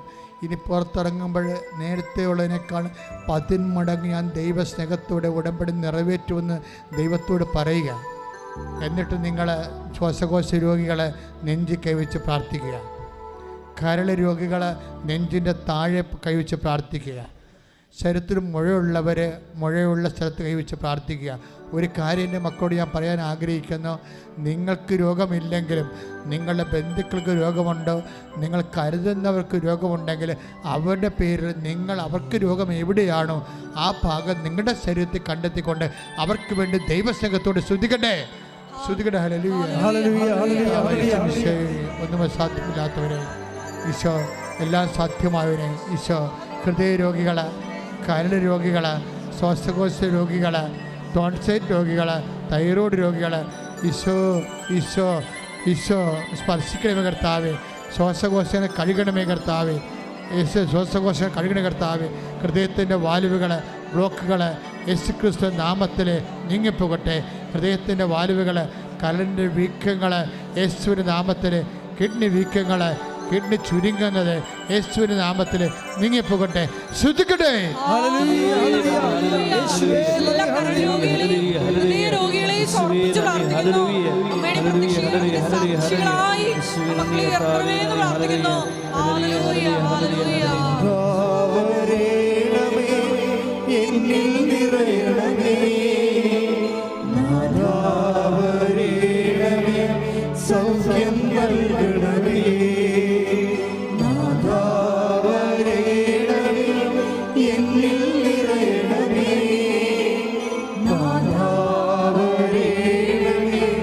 സൗഖ്യം നൽകണമേ. മക്കളെ, ശിരസിൻ്റെ രോഗികൾ ശ്രദ്ധിക്കുക. നിങ്ങൾ തന്നെയല്ല കേട്ടോ, നിങ്ങളുടെ ബന്ധുക്കൾക്ക് വേണ്ടിയും പ്രാർത്ഥിക്കണം. എന്നിട്ട് സാക്ഷ്യം പറഞ്ഞ് ദൈവത്തെ മഹത്വപ്പെടുത്തിക്കളാന്ന് മുൻകൂർ പറഞ്ഞുള്ളൂ. കണ്ണ് കാണാൻ കാഴ്ചക്കുറവുള്ളവരെ, ചെവിയിൽ നിന്ന് പഴുപ്പ് വരുന്നവരെ, ചെവി കേൾക്കാൻ പാടില്ലാത്തവരെ, അതുപോലെ തന്നെ മുടി കൊഴിച്ചിലുള്ളവർ, വല്ലാത്ത രീതിയിൽ മുടി കൊഴിഞ്ഞു പോയിരുന്നവർ, കീമോ എടുത്തതിൻ്റെ പേരിൽ മുടി കൊഴിഞ്ഞു പോകുന്നവർ, ടോൺസൈറ്റ് രോഗികൾ, തൈറോയ്ഡ് രോഗികൾ, മൂക്കിൻ്റെ പാലത്തിന് വളവുള്ളവർ, സൈനസൈറ്റിസിൻ്റെ അസുഖമുള്ളവർ, മൂക്കിൽ ദശ വളരുന്നവർ, എല്ലാവരും, തൊണ്ടയ്ക്ക് ക്യാൻസർ ഉള്ളവർ, മുഴയുള്ളവർ, പല്ലിന് വേദനയുള്ളവർ, ഇളകി നിൽക്കുന്നവർ, മോണക്ക് പഴുപ്പുള്ളവർ, എല്ലാവരും ശിരസ് കൈവച്ചുകൊണ്ട് ശക്തമായ സൗഖ്യത്തിനായി ശ്രദ്ധിക്കട്ടെ. എൻ്റെ കർത്താവേ, നിൻ്റെ വിശുദ്ധമായ പൗരോഹിത്യത്തെ മഹത്വപ്പെടുത്തുന്ന പ്രാർത്ഥിക്കുന്ന കർത്താവേ, സഭയിലുള്ള സാന്നിധ്യം പ്രകടമാക്കണം പ്രാർത്ഥിക്കുന്നു. 36 വർഷം ഞാൻ അർപ്പിച്ച കൃപാനയുടെ യോഗ്യതയാൽ കൃപാസനം അൾത്താറെ ജീവനോടെ പ്രത്യക്ഷപ്പെട്ട മാതാവിൻ്റെ മാധ്യസ്ഥത്തിൽ പിതാവിൻ്റെയും പുത്രൻ്റെ പരിശുദ്ധാത്മാവിന്റെ നാമത്തിൽ ശിരോരോഗങ്ങൾ, മാർഗരോഗങ്ങൾ, തിരാവേദികൾ യേശുവിൻ്റെ നാമത്തിൽ മാറിപ്പോകട്ടെ. ശ്രുതിക്കട്ടെ.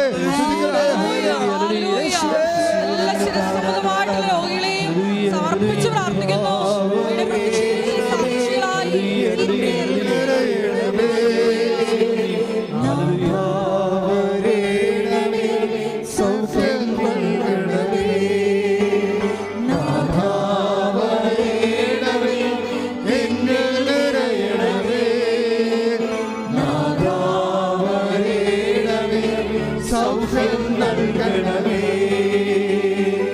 മക്കളെ ഉള്ളംകാല് മുതൽ ഉച്ചവരെ കാലിലുള്ള കുഴിനഖം ഉൾപ്പെടെ ഉള്ളംകാല് മുതൽ ഉച്ചവരെയുള്ള മാരക രോഗങ്ങളെയും തീരാവ്യാധികളെയും കർത്താവ് സുഖപ്പെടുത്തുന്ന സമയമാണ്. ശരീരത്തിൽ അകത്തുള്ള ആന്തരിക അവയവങ്ങൾക്കുണ്ടാകുന്ന പോരായ്മകൾ, ഗ്രന്ഥികളുടെ വീക്കം, ഗ്രന്ഥികളെ സ്രാവ് ഉൽപ്പാദിപ്പിക്കാത്ത അവസ്ഥകൾ, അതുപോലെ ഇമ്പോർട്ടൻ്റ് ആയിട്ടുള്ള അവസ്ഥകൾ, മക്കളുണ്ടാകാൻ സാധ്യതയില്ലാത്ത ശാരീരിക ജനിതകമായ തകരാറുകൾ എല്ലാം ഉള്ളവർക്ക് വേണ്ടി പ്രാർത്ഥിക്കാൻ പോവുകയാണ്. അതുപോലെ വാദരോഗികൾ, അതുപോലെ തന്നെ നടക്കാൻ പാടില്ലാത്തവർ, അസ്ഥി വേദനയുള്ളവർ, അസ്ഥി ദ്രവിക്കുന്നവർ, അസ്ഥി ഉരുക്കമുള്ളവർ, വെള്ളപ്പൊക്കമുള്ളവർ, വൈറ്റ് ഡിസ്ചാർജ് ഉള്ളവർ, പീരീഡ്സ് വന്നാൽ ഒരിക്കലും മാറാതെ ദിവസങ്ങളോളം ബ്ലഡായിട്ട് ബ്ലഡ് പോകുന്നവർ, അതുപോലെ തന്നെ സ്രാവരോഗങ്ങൾ, മൂത്രമറിയാതെ പോകുന്നവർ, മലമറിയാതെ പോകുന്നവർ, കിടപ്പ് രോഗികൾ, അതുപോലെ തന്നെ ചെവിയിൽ നിന്ന് പഴുപ്പ് പോകുന്നവർ, അതുപോലെ തന്നെ എപ്പോഴും ജലദോഷം വിട്ടുമാറാത്തവർ, അലർജി രോഗികൾ, അവിടെയെല്ലാം കൈകളെ സുസ്ഥിക പോലെ വെച്ചുകൊണ്ട് മുഴുവൻ ശരീരത്തെ കർത്താവിനെ ഏൽപ്പിച്ചുകൊണ്ട് മാതാവിൻ്റെ മധ്യസ്ഥത്തിൽ സ്തുതിക്കട്ടെ.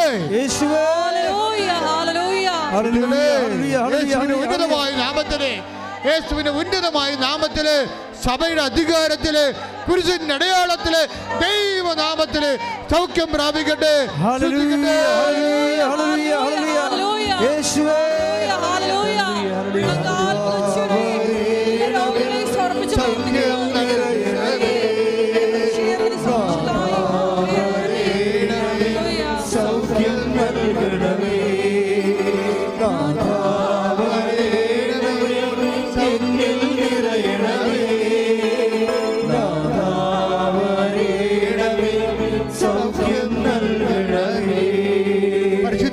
ദിവ്യകാരുണ്യത്തിന് ആരാധനയും സ്തുതിയും പുകഴ്ചയും ഉണ്ടായിരിക്കട്ടെ.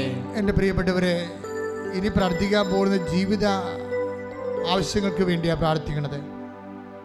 ജോലിയില്ലാത്തവരെ, ജപ്തി നടപടി നേരിടുന്നവരെ, പരീക്ഷ എഴുതാൻ പോകുന്ന മക്കള്, പ്രത്യേകിച്ച് SLC പരീക്ഷയ്ക്ക് വേണ്ടി ഒരുങ്ങിക്കൊണ്ടിരിക്കുന്ന മക്കള്, പ്രൊഫഷണൽ പരീക്ഷയ്ക്ക് വേണ്ടി ഒരുങ്ങിക്കൊണ്ടിരിക്കുന്ന മക്കള്, മത്സര പരീക്ഷയ്ക്ക് വേണ്ടി ഒരുങ്ങിക്കൊണ്ടിരിക്കുന്ന മക്കളെ, അവർക്കെല്ലാം വേണ്ടി പ്രാർത്ഥിക്കുന്ന സമയമാണ്. വിവാഹം ഒത്തുവരാത്തവരെ, വീടില്ലാത്തവരെ, വിദേശ ജോലിക്ക് വേണ്ടി ഓഫർ ലെറ്റർ വരികയും കറസ്പോണ്ടിങ് ഇരിക്കുന്നവരും പണം കൊടുത്തിട്ട് വിസ ലഭിക്കാതിരിക്കുന്നവർക്ക് വേണ്ടി പ്രാർത്ഥിക്കുന്ന സമയമാണ്. അതുപോലെ തന്നെ വീടില്ലാത്തവർ, വിദേശ ജോലികൾ ചെയ്യുന്നുണ്ടെങ്കിലും അവർക്ക് അവിടെ ശമ്പളം കിട്ടുന്നത് അവിടെ തന്നെ ചിലവാക്കാനും വീട്ടിൽ വാടക കൊടുക്കാനും ഭക്ഷണത്തിനുമേ ഉള്ളൂ കാശ്. വീട്ടിലെ കടങ്ങൾ മാറാൻ പറ്റുന്നില്ല, ജോലി ഒഴിയണോ, പുതിയ ജോലി കിട്ടുമോ എന്നറിയാൻ പാടില്ലാതെ വിഷമിക്കുന്നവരുണ്ട്. അതുപോലെ ജയിലിൽ കിടക്കുന്നവരുണ്ട്, വിദേശത്തും സ്വദേശത്തും പോസ്കോ കേസിൽ പെട്ടവരുണ്ട്. ഇങ്ങനെയുള്ള എല്ലാ വിഷയങ്ങളും തെറ്റായ രീതിയിൽ ഒത്തിരി പേര് പോസ്കോ കേസിൽ പെട്ടിരുന്നുണ്ട്. ഒത്തിരിയേറെ പേര് കണ്ണീര് ഇവിടെ വരും. ചില മരുമക്കളൊക്കെ അങ്ങനെ ചെയ്യുന്നുണ്ട്. അമ്മായിയപ്പന്മാരെ, മക്കളോടുള്ള അമ്മായിയമ്മയോടുള്ള വൈരാഗ്യം കാരണം അമ്മായിയപ്പന്മാരെ പോസ്കോ കേസിൽ പെടുത്തും. നിങ്ങൾ ഓർക്കേണ്ട ഒരു കാര്യമുണ്ട്, നിങ്ങൾക്ക് ദൈവം ഇല്ലെന്നുള്ള ധാരണയിലാണ് ഇങ്ങനെയുള്ള പണിയെല്ലാം ചെയ്യണത് നിങ്ങൾ.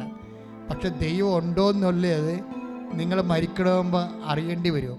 ഒന്നുറങ്ങിയാൽ നേരം വെളുക്കത്തില്ല. അത് ദൈവത്തെ നിരക്കാത്തത് ആര് ചെയ്താലും നീ ഇവിടെ വെച്ച് തന്നെ അത് വീട്ടിൽ തീർക്കേണ്ടി വരും. ഒരു സംശയമില്ല കാര്യത്തിൽ. നിൻ്റെ അന്ത്യം ഇന്നത്തോടുകൂടി തുടങ്ങാൻ പോവുകയാണ്. മര്യാദക്ക് മാനസാന്തരപ്പെട്ട് കർത്താവിൽ വിശ്വസിച്ചുകൊണ്ട് തെറ്റിൽ നിന്ന് തിരിഞ്ഞു പോകണം. തെറ്റായിട്ടാണ് നീ കേസ് കൊടുത്തിരിക്കുന്നത്, നീ കേസ് പിൻവലിക്കണം. നാണം കെട്ട് പിൻവലിക്കണം. എന്താ കാര്യം വെച്ച് കഴിഞ്ഞാൽ നീ തെറ്റ് ചെയ്ത വ്യക്തിയാണ്. വലിയ നാണം കടൽ നിനക്ക് വരാൻ പോകുന്നുണ്ട്. അത് ഉണ്ടാക്കാതിരിക്കാനാണ് ഇപ്പോഴിത് പറയണത്. ഇതൊരു അവസരമാണ്. ആ മാനസാന്തരം എപ്പോഴും അവസരമായിരിക്കും, പ്രത്യേകിച്ച് നോൻപ് കാലത്ത്. ശ്രദ്ധിക്കട്ടെ. കർത്താവേ, എൻ്റെ മക്കൾക്ക് വേണ്ടി പ്രാർത്ഥിക്കുന്നു കർത്താവേ, എല്ലാവർക്കും വേണ്ടി പ്രാർത്ഥിക്കുന്നു കർത്താവേ. വീടില്ലാത്തവര്, ജോലിയില്ലാത്തവരെ, കേസ് അകപ്പെട്ടിരിക്കുന്നവരെ, ഈശോയെ. പല തരത്തിലുള്ള വേദനകളിൽ അകപ്പെട്ടിരിക്കുന്നവരെ കണ്ണീരോടെ പ്രാർത്ഥിക്കുന്ന കർത്താവേ, ഈശോ ജീവിതമാർഗം മുട്ടിപ്പോയവരെ, വാടക താമസിക്കുന്നവരെ, വാടക ഒഴിഞ്ഞു പോകാത്തവരെ, ഒഴിഞ്ഞു പോകാൻ പോകുന്നവർക്ക് ജീവിക്കാൻ മാർഗമില്ലാത്തവരെ, അങ്ങനെ എല്ലാ വിധത്തിലും വേദന, എല്ലാ വിധത്തിലും വേദന ആശ്വസിപ്പിക്കുന്ന ദൈവമേ, യേശുവിന്റെ നാമത്തില് മാർഗ ദുരിതങ്ങള് മാറിപ്പോകട്ടെ. എല്ലാ ജീവിത ദുരിതങ്ങളെയും ഈശോയെ അൾത്താരയിൽ സമർപ്പിച്ച് പ്രാർത്ഥിക്കുന്നു. എല്ലാവരെയും ജീവിതത്തിൽ സാക്ഷിയായി നിർത്തണമേ.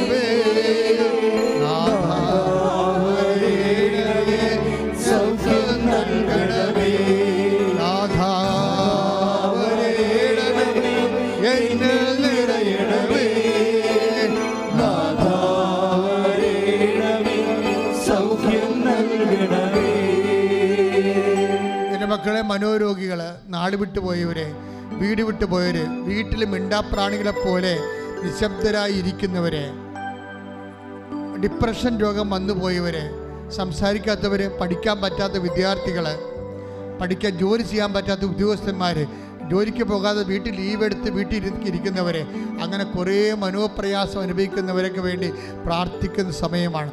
ദൈവം അവരെ ഏറ്റെടുക്കുന്നതിന് വേണ്ടി ഈ നിമിഷം പരിശുദ്ധ അമ്മ ജീവനോടെ പ്രത്യക്ഷപ്പെട്ട ഈ സ്ഥലത്ത് നിന്ന് അമ്മയുടെ മാധ്യസ്ഥത്താൽ നിങ്ങളുടെ വേദനകൾ ദൈവം ഏറ്റെടുക്കുന്ന, ഇവിടെ പ്രാർത്ഥിക്കുന്നവരും ഓൺലൈനിൽ എപ്പോഴെല്ലാം നിങ്ങൾ പ്രാർത്ഥിക്കുന്നുവോ അപ്പോഴെല്ലാം ദൈവത്തിൻ്റെ കരുണ നിങ്ങളെ സ്പർശിക്കുമെന്നുള്ള ഉറപ്പ് പറഞ്ഞുകൊണ്ട് ദൈവത്തിൻ്റെ നാമത്തെ പ്രാർത്ഥിക്കുന്ന മാർഗരോഗികൾ, ഓട്ടിസം രോഗികൾ, എപ്പിലെപ്സി രോഗികൾ, അലർജി രോഗികൾ, എല്ലാ തരത്തിലുള്ള മനോവേദന അനുഭവിക്കുന്നവരെ, ജീവിത വ്യാപാരം അനുഭവിക്കുന്നവരെ, ജീവിത മാർഗമില്ലാത്തവരെ, സാമ്പത്തിക കടങ്ങൾ വന്നുപോയവരെ, ജപ്തി നടപടിക്കാരെ, യേശു ക്രിസ്തുവിന്റെ നാമത്തിലെ അവരുടെ ജീവിത ദുരിതങ്ങൾ വിട്ടു മാറട്ടെ. ശ്രുതിക്കട്ടെ.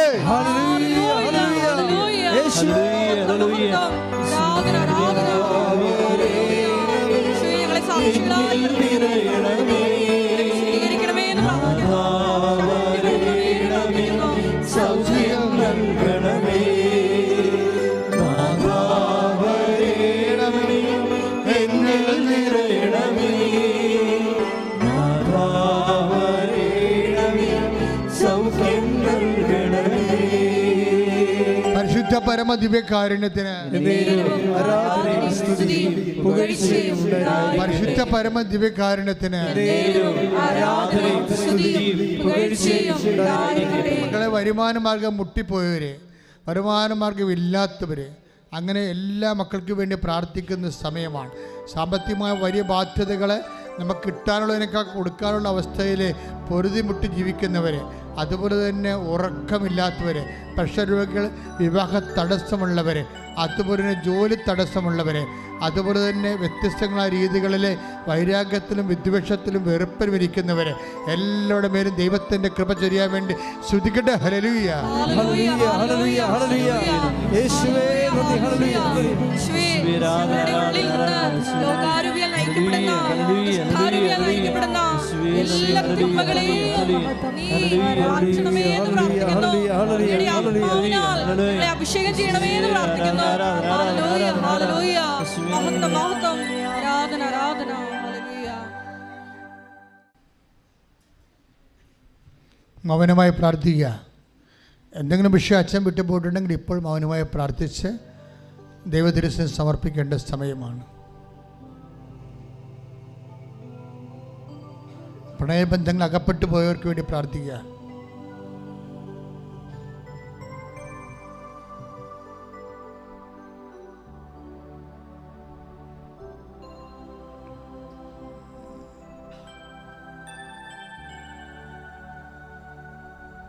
കുടുംബത്തിന് വിശ്വാസം നിരക്കാത്ത,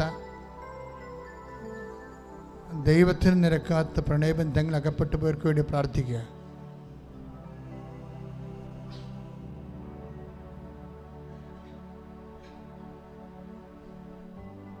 നിറച്ച കടങ്ങളുണ്ടെങ്കിൽ അത്രയും വേഗം പൂർത്തിയാക്കാൻ വേണ്ടി തീരുമാനമെടുത്ത് പ്രാർത്ഥിക്കുക. ക്യാൻസർ രോഗികൾക്ക് വേണ്ടി പ്രാർത്ഥിക്കണം. പ്രത്യേകിച്ച് ബ്രസ്റ്റ് ക്യാൻസറിന് സുഖപ്പെടുന്ന സന്ദേശമുണ്ട്. രോഗം, അതുപോലെ തന്നെ രക്തസ്രാവ രോഗികളെ സുഖപ്പെടുത്തുന്ന സന്ദേശമുണ്ട്. ശ്വാസകോശ രോഗികളെ കർത്താവ് കൈവച്ച് സ്പർശിച്ച് പ്രാർത്ഥിക്കുന്ന സന്ദേശമുണ്ട്.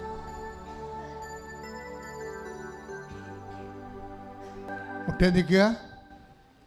സമാപനാശീർവാദം. ഒരു നിമിഷം നമുക്ക് മൗനമായിട്ട് പ്രാർത്ഥിക്കാം.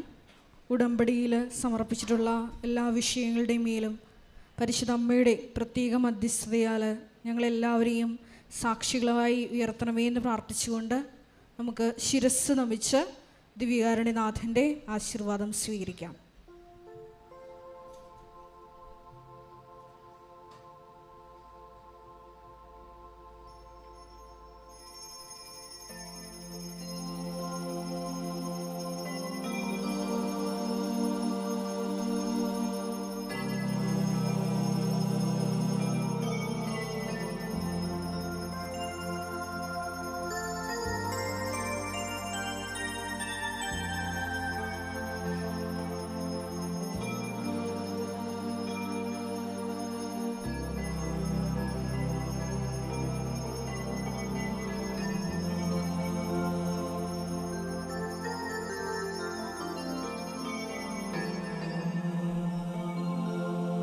പരിശുദ്ധ പരമമാ ദിവ്യകാരുണ്യമേ,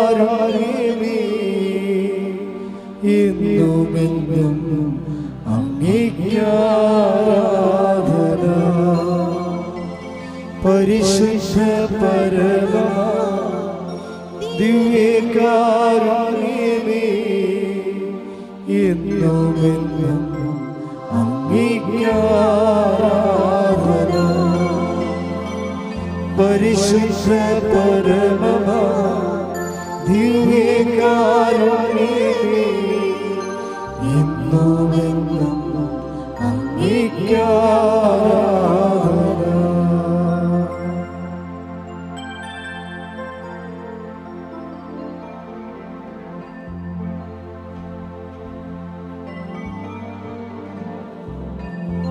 ആവേ Ave Maria,